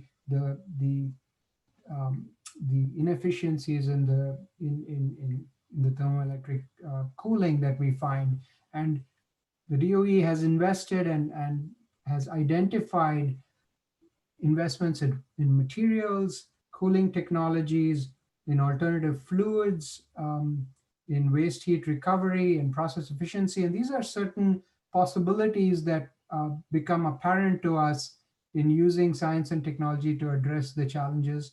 And then on the side of the use of energy for water, we are focusing tremendously on water obtained from non-traditional sources, produced waters in oil and natural gas production, and desalination brines, to use that in better applications in resource recovery, desalination, wastewater treatment, etc. So on both sides of the equation, when we think of better efficient use of the systems with an energy lens, the department has formed plans and actually taken concrete measures to offer solutions in this space. It comes down to, as again this community knows well and was alluded to by the previous speakers, the user and societal needs, which are many are socio, non-technical and socio-technical. With our current capabilities that we have, and I think as Joe indicated, are okay at B and C grades, but to identify how we can make decisions at broader integrated scales across these various interdependent infrastructures. And this is something with the science S&T workforce that DOE has, that span all the way from basic to applied sciences with large leadership class facilities. There are several programs in place in DOE that are taking on these challenges. This timeline, which I borrowed from our DOE program managers and a presentation in the Advanced Manufacturing Office, lays out the sequence of events that the DOE has put in, has followed up on, which has led to some major recent investments. An energy water nexus crosscut team was set up in 2012. And this very significant report, which is available on links in this presentation and on the DOE website, followed up, was created, which brings in, which makes connections to many of the federal agencies. So it's not just DOE tackling this problem, as you've already just heard. That led to a set of roundtable presentations and stakeholder workshops. And we also conducted a basic research needs, and this speaks to the core strength of the DOE in understanding what the basic research is needed for better materials, fluid dynamics, better membranes, which a report has been created from that. And most recently, this has led to the Advanced Manufacturing Office appropriating and investing in the National Alliance for Water Innovations. And I'll say a little bit more about that in the next few slides. So that's sort of the backdrop of where DOE has turned its attention to this linkage between water and energy. And I'll go into just 3 vignettes of ongoing programs that address interdependency concerns, which speak to the strengths of the agency. So the first is the North American Energy Resilience Model. It starts with a focus on some of the core energy sector components, the linkages between communications, natural gas, and electrical delivery systems, with a view to understanding how we can make it more robust to shocks and in the system, more adaptable as the situation on the ground changes, how it can recover back from events, and how we can adjust the system based on the historical understanding of what has happened. The NARM model, hews to a lot of the large scale modeling and simulation expertise that's in across the National Laboratory Complex. And essentially what we do there is build on the data that is available from the system, from our partner agencies, USGS, Army Corps of Engineers, DHS, and others, and combine it with the threat and hazard models that we know from the literature and from the work of the federal agencies and the national labs, build it into an integrated modeling environment. And increasingly, we also need the dependencies on the water system models to predict outages, make recommendations for resilience enhancement, come up with metrics, operational planning, and even near real-time situational awareness to our decision makers and first responders. So that's one effort that is underway out of DOE. The second here is the NAWI effort, National Alliance for Water Innovation. And this is a significant 5-year effort that has been recently kicked off. It's a large investment from the DOE for early stage applied research. Again, here this speaks to some core strengths of the staff at the national labs, but this has been set up as a broad-based collaboration with industry, universities, state departments, and several NGOs. And the focus here is on desalination in a significantly higher efficiencies to essentially get to what the NAWI effort calls pipe parity, which is to get to these non-traditional water sources to be used in industry settings and in consumer settings to at a cost and energy parity with the current use in these contexts. So ultimately, the goal is to do distributed desalination with local reuse and create and enable affordable water supplies for the nation's industries and communities. You can see there are many collaborating agencies and several national labs involved in the NAWI effort. Some of the core areas here are modeling and simulation, materials research, better membranes and technologies there, process innovation and intensification R&D, and integrated data and analysis. And I wanted to plug this here because NAWI invites collaboration from public and private partners. So please send a message to NAWIinfo@LBL. It's led out of Lawrence Berkeley Lab if you want to join and take advantage of the tools and the open source capabilities that NAWI is making available. And finally, in terms of initiatives, the DOE is, the third in the examples that I'm sharing here is the DOE Water Security Grand Challenge. And again, here, this is, it's available on the DOE website.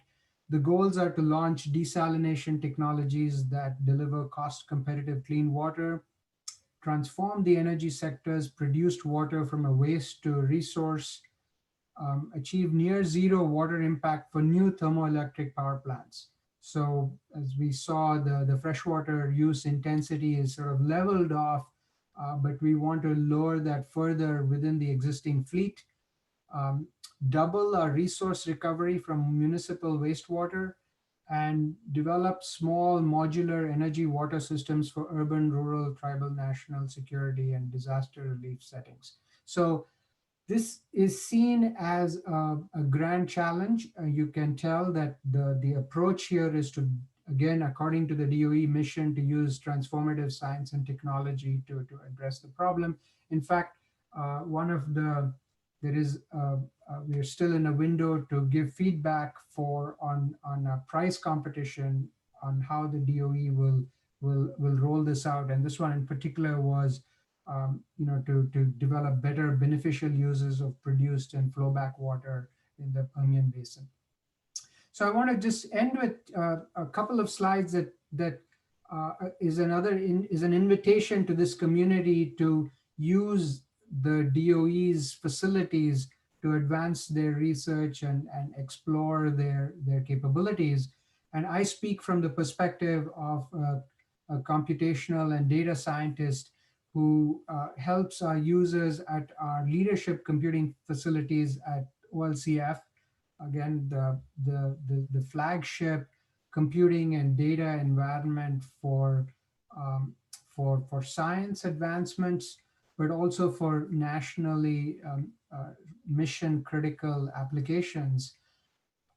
We allocate this resource with the Summit supercomputer today, which is a close to 200 petaflop platform, through a peer-reviewed process.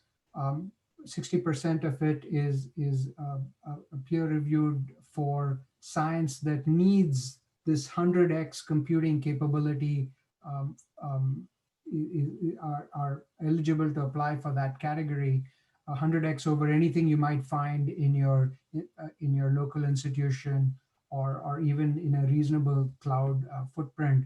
We offer that up in this leadership class allocation called Insight. 60% of the computer is offered in Insight. 20% is directed by the Department of Energy, and 20% is discretionary for efforts that want to build towards that. And so I'd ask you to reach out and work with us to, if your computing and interdependency needs are complex enough to require resources at this scale. And here is a vignette of how one team is looking at thinking of these complex infrastructure networks and interdependent systems as linked structures. I know water flows are not the same as, let's say, the electric grid, which operate at different timelines, but the dependencies and the way decision flows and control flows is a linked structure. And so they're setting that up as a graph, running it with in combination with data sets used by some of the programs I mentioned before, and doing this analysis at large scale, because some of these, I think, as Pierre described, are wicked problems that have unintended consequences, and unless you analyze it in the whole, it's hard to make progress. So with that, I'll conclude. And again, thank you all for this opportunity, and looking forward to the discussion. Okay, thank you so much. So let's move on to our last presentation. It's going to be Ken Harrison, who is with the NIST Resilience Division. Celine, I believe Ken will share his screen. He's working on it right now, it looks like. If not, then I can put his slides. We can't hear him though. Ken, are you speaking? Yeah, we can see his slides.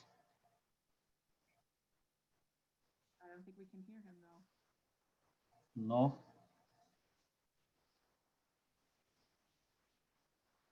Is he muted? Kathy, can you unmute him?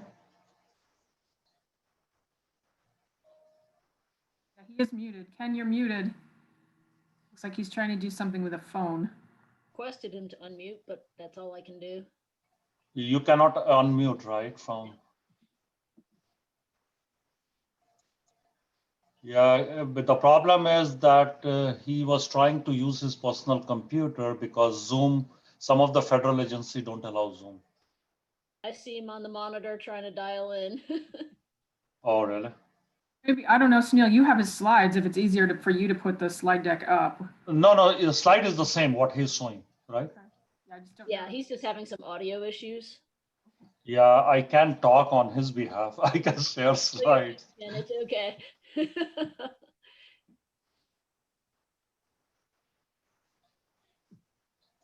Yeah, in the chat box he said.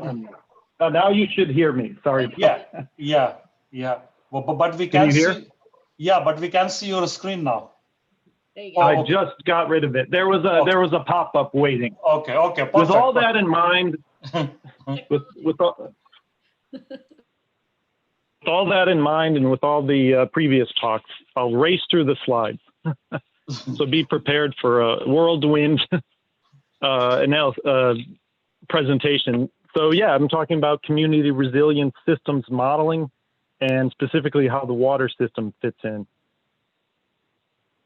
So we have a number of projects at NIST. They're all very important and fit a very important piece. I'll be talking, however, about the modeling piece in particular. So we have a new model that we just got out there. It's a beta version, and the whole goal of it is to create help people develop alternative resilient strategies. I'm going to show you a little demo, hopefully, if it works, in a second. But I did want to make the point that much of our work is informed by field studies. So we have a lot of field studies, and I'm focusing on one today, a longitudinal study, where we've had 4 visits to this town of Lumberton in North Carolina, and I wanted to kind of bring it home for the purposes of this group to make it real what we're up against. So there's a water system. What you see in the upper right is a water treatment plant that was inundated, but you also see transportation, that's I-95, and businesses underwater. So it's a really struggling community that suffered not from one, but actually 2 hurricanes spaced 2 years apart. What I'm showing you next is just for Hurricane Matthew, what was flooded, that area in blue, for those towns. But I wanted this talk to focus on the water system as it relates to Lumberton. And so in this investigation, in that report, it really impacted the way I go about modeling resilience, capturing damage and dependencies, but other notions like lines of defense. So they had a levee that was very important in that situation to protect, but it didn't protect, as we'll see in the next slide. But we have a lot of portable capacity in the form of treatment plant trailers that were brought in to treat the water. And it was remarkable how fast they got them in there. But it also, these lessons learned here also made me go out of my way to introduce startup times and costs into the modeling too.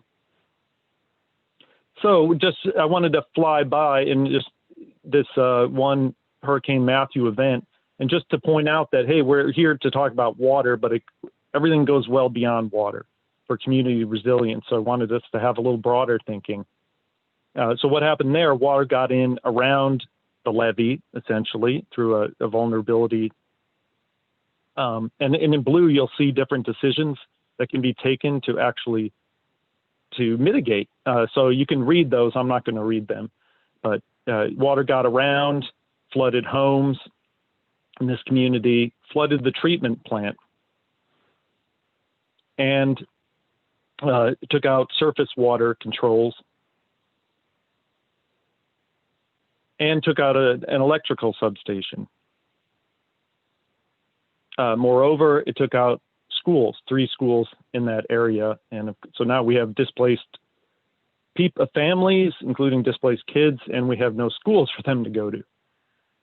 So my main point is that we have to capture all of this in the modeling, all these concepts, and we need to represent water because it does, certainly in this case of Lumberton, play an important role, but also more broadly.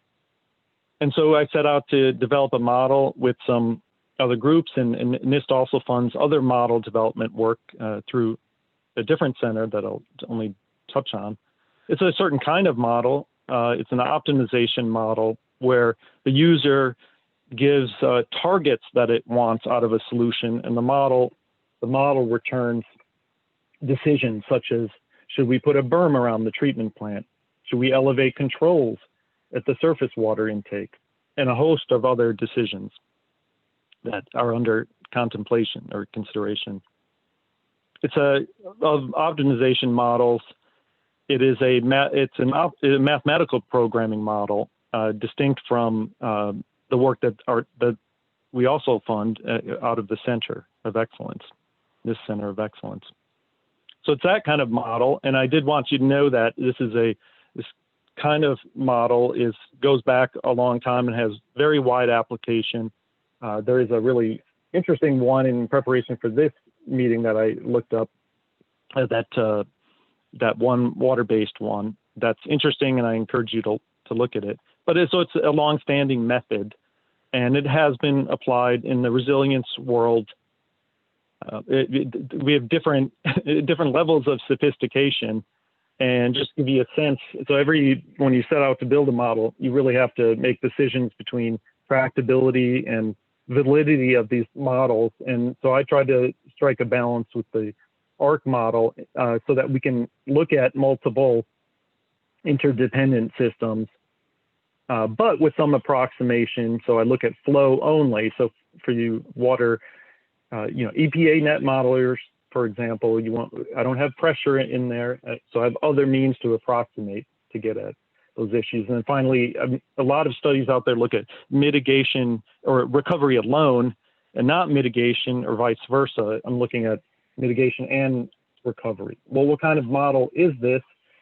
It's a joint model that includes this first decision stage of mitigation, and then the second stage, which is recovery. And so the basic question that this model focuses on is where across this vast system, which includes components related to the water system, where ought we increase resistance to hazards? Where ought we increase storage of backups, such as water at a hospital? How many days supply should we have for water backup at a hospital, for example? And we know that the decisions we make today impact what happens tomorrow. We have a number of events that can happen, and the red that you see on the right side is bad stuff happening. It's basically the loss of various nodes in the system from direct damage from the flooding.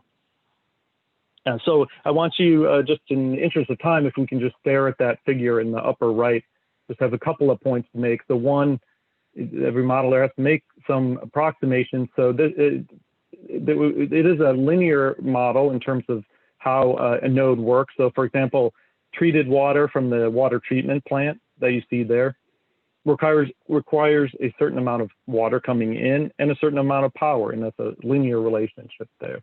And the other point I wanted to make is that, especially in the case of Lumberton, it was incredibly important, essential actually, that they had groundwater in addition to surface water. And so these kinds of redundancies it's imperative to capture them. And in fact, if they didn't have groundwater, they wouldn't have had water for nearly a month, their initial estimates were. Instead, they had water in days because of the ability to rely on groundwater and use those mobile water treatment plant trailers. So in the framework, though, there's a counting of damage, which you see in red, and then there's a counting of recovery times. There's a whole host of data, and I'll just say that there's hazard data, so for each of those events, different probability of it occurring. There's cost information, and there's duration data. How long does it take to restore a particular node, for example? And so then this is packaged into a decision support tool framework with these capabilities. And I really wanted to just show a particular demo that takes 2 minutes of your time. And I don't know if you can hear that. No, very low. Can you hear that, by the way? Very low volume. Very low. Okay, so let me just narrate it, which I've done before. Okay, so what we have here, we've done the hard work, we've done the input files, and what we're demonstrating here is that we can run a solver. We're showing that capability. We're minimizing recovery time, and we're setting a budget on cost, a cost budget, and running the solver. And then what Zainab, my partner, does is type in a name for it. So here we have a $5 million solution. She's showing what are the components of the solution, what are the mitigation costs. And one thing that in Lumberton, they really didn't like this water treatment plant berm that she's highlighting now. They really didn't like it. And so they would have been interested in seeing a solution that doesn't have that. So what Zainab does next is go back to the solver and actually add a constraint. She looks at the network, selects water treatment plant berm, and she says, hey, let's fix that. Let's make it 0 and run it again and see if we can get a new solution. We do. She renames it a 5 million, no berm. It's a very fast demo. Then she shows results. So the tool allows you to compare a range of different solutions so you can see them side by side. And she's showing the $5 million solution, the one just run that says, hey, let's stay with that budget but have no berm. And then finally, we did have another solution where we force something into the solution, in this case, a floodgate that strengthens that levee there. So that's on the mitigation side, but if you dig deeper into the details, you can get information on the damaged nodes for each of those 3 solutions. So she's looking at an extreme event now and examining the nodes and noting how long, for example, it takes to restore utilities in the $5 million solution. So you can do that for all of the nodes. And then finally, the final part is just to show you that it's all about trade-offs. So we have the ability to show a trade-off curve that balance recovery time and cost. And that's it. I was hoping that it would give a flavor of what can be done in the area of decision support, and to introduce our model, but also that of the Center of Excellence. And then finally, I wanted to say, so it's extremely important that we do represent the water system correctly in this model. And that's where you guys come into play. And I think it's very important that we do it accurately, because it does enable us to actually quantify benefits. So for example, let's just focus on the second set of bullets. If the water community takes actions to improve the water system resilience, it would be very good and important to show how that actually improves community recovery as a whole. So I have a couple of specific examples, just focusing on the first sub-bullet, population dislocation. It's important to know that if fewer people are losing water service, then they will not be seeking temporary housing and displacing those who actually need the housing, those whose homes have flooded, and for that matter, for emergency responders and utility crews and the like. And 2 more slides. I did want to say that we need your input on the decision option side. Especially, we need to know what you guys are thinking about in terms of resilience options and whether there are interdependencies that you do consider. So finally, the takeaway is that, as I see it, is that we need to represent the water system properly so that we can evaluate benefits of community resilience planning. And with that, I'll end it. Thank you so much, Ken. Very look like a powerful model there, and appreciate you trying to pick up a little time for picking up a little bit of time. So Celine, you have until 1:30. Yes, I'm the next speaker at 1:30. I might need a 5-minute bathroom break. Oh, okay. But we'll see how that goes. I don't think we didn't have any overarching questions for the panel. I do have a question that I wanted to start out with, maybe that we could get a pretty brief response from all of our panelists. And I think it's a really important one. We've seen all kinds of really cool initiatives and things that could be used, but I guess the question would be, what are the tangible benefits when Smart One Water has been implemented, and how can we actually measure that? So I'm just going to go back, starting with Pierre, if you have some thoughts on that, and we'll just run through the panel. Thanks, Celine. I think that's where, I would say that's where having proper accounting and, a recording of expectations, right? Having some type of, scenario planning and, or prediction or forecasting is going to be really needed in terms of, I think your question was how do we, judge how well we're doing, right? Or how well Smart One Water is doing. And so I would say the first step is to, clearly lay out kind of like, one, what is being done as part of Smart One Water? What are the connections that are being made? What are, and how it's being used in terms of thinking about the future.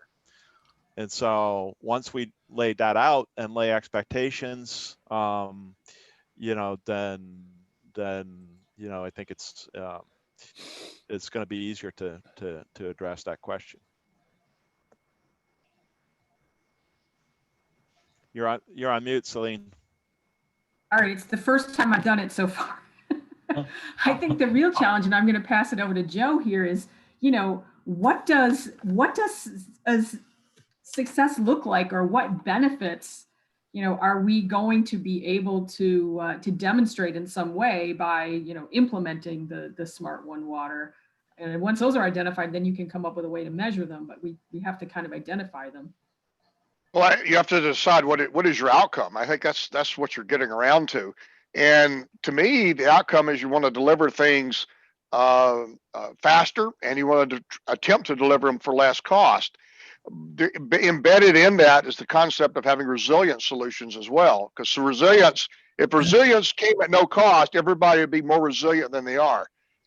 So I think that it's important to sit down and look at the intended outcomes and try to define those before you get to metrics. And I mean, the grand scheme of Smart One Water, I think everybody gets that. But how do you take that in terms of a vision and then create milestones or objectives along the way that indicates you're going in that direction? I don't exactly consider those metrics, but I consider them intermediate goals. And they could be that you would look at various sectors of water, not necessarily flood or water supply, but in terms of process, and say, if we're going to do these sorts of activities, these are the places we want to be. Perhaps you look at planning periods as being reduced, or that the number of engagements required to develop effective discussion, which gets back to my conversation, could be an outcome. Another could be that you look at the reduction in cost between various types of projects, because you look at innovative ways that allow you to move things faster. There's an initiative we've been working on with the United Nations called CRIDA. It's actually called Climate Resilient Informed Decision Analysis. And it's really just a decision analysis process where you look not just at your end state, but you look at how you make independent decisions, and how in the resilient approach, you look at deviating or looking at different alternatives and what the costs are in terms of money, as well as resilience and benefits to the customer. And it becomes an iterative process. There's nothing absolutely new about it. I was studying this 40 years ago as a young Army officer in a different context, but it's the same process. And I think you have to look at Smart One Water as what is the adoption of approaches and techniques that are not in the mainstream today, and how do they help you achieve those objectives that I mentioned before. I'll stop there. Anyone else want to make some comments? Yeah, Celine, there is one on the chat box. Oh, sorry. I'd like to make a comment. Yeah, go ahead. This is Jim. Why don't you go back and take a look at what some communities are doing? There was a fantastic presentation probably 2 years ago from the, I believe it was the city of Los Angeles, but about, I guess they would call it One Water. I suppose it's Smart One Water, but certainly how they are trying to take a One Water approach to planning and infrastructure management, for the whole LA basin, not just the city, but also surrounding areas as well. They talked about process. They talked about, outcomes. I think it's probably something that could be fleshed out, as I recall the presentation. But there was a lot of thought going into it about, obviously in their area, water management is so critically important, not only from just a water standpoint, but I would say also from an equity standpoint as well. And so I think those types of examples, learning from people that are sort of dipping their toe, as you said at the beginning of this, Celine, or maybe they're dipping their feet into this process and what they're learning along the way, they probably could benefit from some more discussion on what the outcomes have been or what they could be. Right. Yeah. I mean, I just want to read that there was one question came in the chat box, Celine. Joe is for Joe. Joe, can you see that? I'm looking at it now, and I think the opportunity is to help people become empowered to make decisions. I mean, we already do this in electricity. When I lived in Minnesota, we were able to manage the electricity in our that we received because it was tied to the power company would give us feedback on when we were using peak power versus low power. And then you could modify your behavior because you're trying to reduce your bill. And it got really cold in Minnesota. So it became important to manage the bill. If water were the same way, that we are managing our water and we could make adjustments in our operation so that we're using it more efficiently and know when something's going wrong, I think you empower people to start to own that challenge. Good example, last week we got a water bill that was 3 times what it had been before. My wife went ballistic. Imagine that. So I go and look at the bill and I look at the previous month and it was less than half. And what happened was the water company had misread the meter and we got all the bill plus a surcharge. So I had to go sort it out. I kind of understand how this works. And it took me a couple of phone calls to sort it all out. But if you're just the average, consumer, you're not very familiar with the distribution systems and billings and everything else. And all of a sudden we just made this really complicated. And there was no reason to do it. We can use smart meters on power. We can use smart meters on water. And I think that is how you get people to start to own. I mean, if you have a drought, there's only 2 ways to make it better. Use less or you store more. And if we can get people to use less because they are part of the process, then they will become part of the process. We got to empower them. Yeah, good question, Dave. Appreciate it. Okay, so Celine, we still have a few minutes. Yep. I have. We haven't heard from a couple of the speakers, so I have another question I wanted to throw out there, and I'll start with Steve. From your perspective, what is the most pressing issue that's facing water resource managers or communities over the next 20 years that need to be really addressed? Oh, sorry, I just turned my video on. So, good question. I'm probably not the best person to answer it, but I'll try. So I think, kind of picking up on some of the previous speakers' observations, I think our biggest issue is water is critical to everything that we do in the country, whether it's economic development, it supports our cities. I think I made the comment last year during a conversation at the seminar probably to Craig Davis that if it wasn't for our ability to deliver water, places like Los Angeles would not even be possible, and yet here we are, and that's one of the largest economic generators in the country.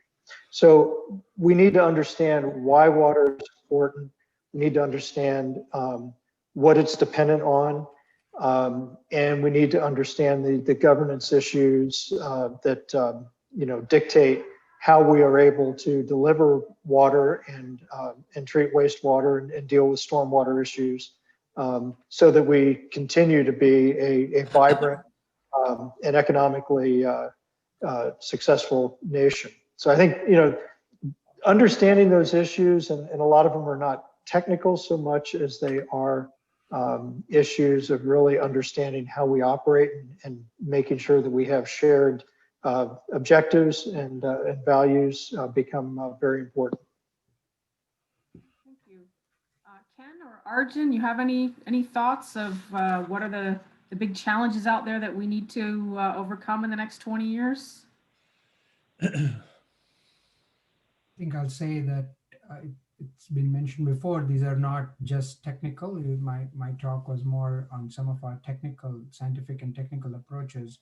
But I think the connections between the water infrastructure from what we take for granted and the other infrastructures from electricity to the natural, the natural environment is not, we don't pay enough attention to it. And if our municipal water delivery systems to the federal agencies that oversee some of these infrastructures, if we can create better decision processes where everyone, both from an infrastructure modernization perspective and a risk awareness perspective, whether it is, aging infrastructures in the Flint situation or some other large vulnerabilities are understood and responded to with the best communication mechanisms, that will be the best for our country to move forward. And I think this is what Smart One Water can do, which is have a rubric for what it means to be better at the end of this initiative in terms of communication, vulnerability response, and resiliency. That'll be really the way we move forward. Or Jim, you guys have any closing thoughts, and we'll wrap up this section? I'd just like to make a quick comment on the Flint situation, not being an expert, and I've said this publicly and I'll say it now, Flint was a colossal failure of leadership and management. It was not a technical issue. And I may get in trouble for saying that, but I'll say it anyway. That's what happened. I think it's important for people basically to be if they're in governance positions, to be willing and able to look at the basic information and make the right decision, and not just sort of dump it off and say, well, this is a technical issue. Flint was not a technical issue. Flint started because there were some bad decisions made, and then no follow-up in terms of basic testing of the composition of the cheaper water, quote unquote, that they bought. And so I think that goes back to my point about educating and putting people in governance positions that basically understand the decisions before them and hopefully make the right ones. So If I could pick up, sorry, okay. This is Ken. I was just going to pick up on that. That was a great example of a failure of leadership. But one theme that I see popping up in the resilience world a lot is that it often takes a champion within these communities to really make stuff happen. And I've even heard it since I described the Lumberton, North Carolina example. I've even heard the public works director say, if this city manager were not there, it would have been a very different outcome. So that really should humble us in terms of our model development. And it's a constant theme when I work with the social scientists on our team. How do we get that concept into our models and into the whole decision-making process that we're supporting? The person at Flint that sort of helped this whole thing blow up, if you will, happened to be a doctor, as you recall, who was seeing very highly elevated blood lead levels in children. And so she was a champion there that I think tended to help to shine a light on what was a very untenable situation and tragic situation. I think we see a recurring theme from a lot of things we talked about yesterday. It's less about the technical knowledge and more about the other skills, right? Decision-making frameworks and being able to communicate better with each other, Yes. Trying not to have politics involved, and really focusing on that side of it versus the technical. So with that, I'm going to go ahead and wrap us. Celine, I have one question. You can take a break. I will handle it. So Arjun, I have one for you. Lot of in water we are seeing, especially with artificial intelligence, a lot of water utilities feel it's like a super intelligence. Can you talk a little bit capabilities, limitation of AI? Sure, Sunil, you and I have talked about it, and I know you have opposed this. I think it is, computer scientists like me are advocates of these smarts and new technologies and data science and AI, but it comes down to knowing your data very well and knowing the quality of your data very well. And so just as for this community, there are two things to worry about. One is data quality and data alignment may not be conducive automatically right out of the bat to do quote unquote AI, because you need a lot of background and validated information before you apply AI techniques. So it is by no means a panacea there. And then the other part of it is your analytics and analysis needs a tremendous amount of validation and tests before you sort of just think it's your a straight solution for it. There are places where that data science does have impact at some very basic science levels, better membranes, better materials. Some of these techniques can really give control the problem space there.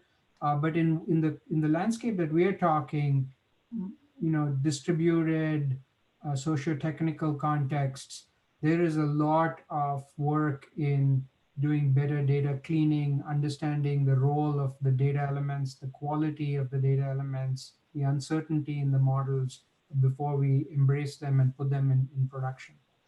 Thank you very much. So now we ran out of time. So I really appreciate all our Federal Initiative speakers, moderators, Celine. So let's give a clap. We are not in person, but still I can clap.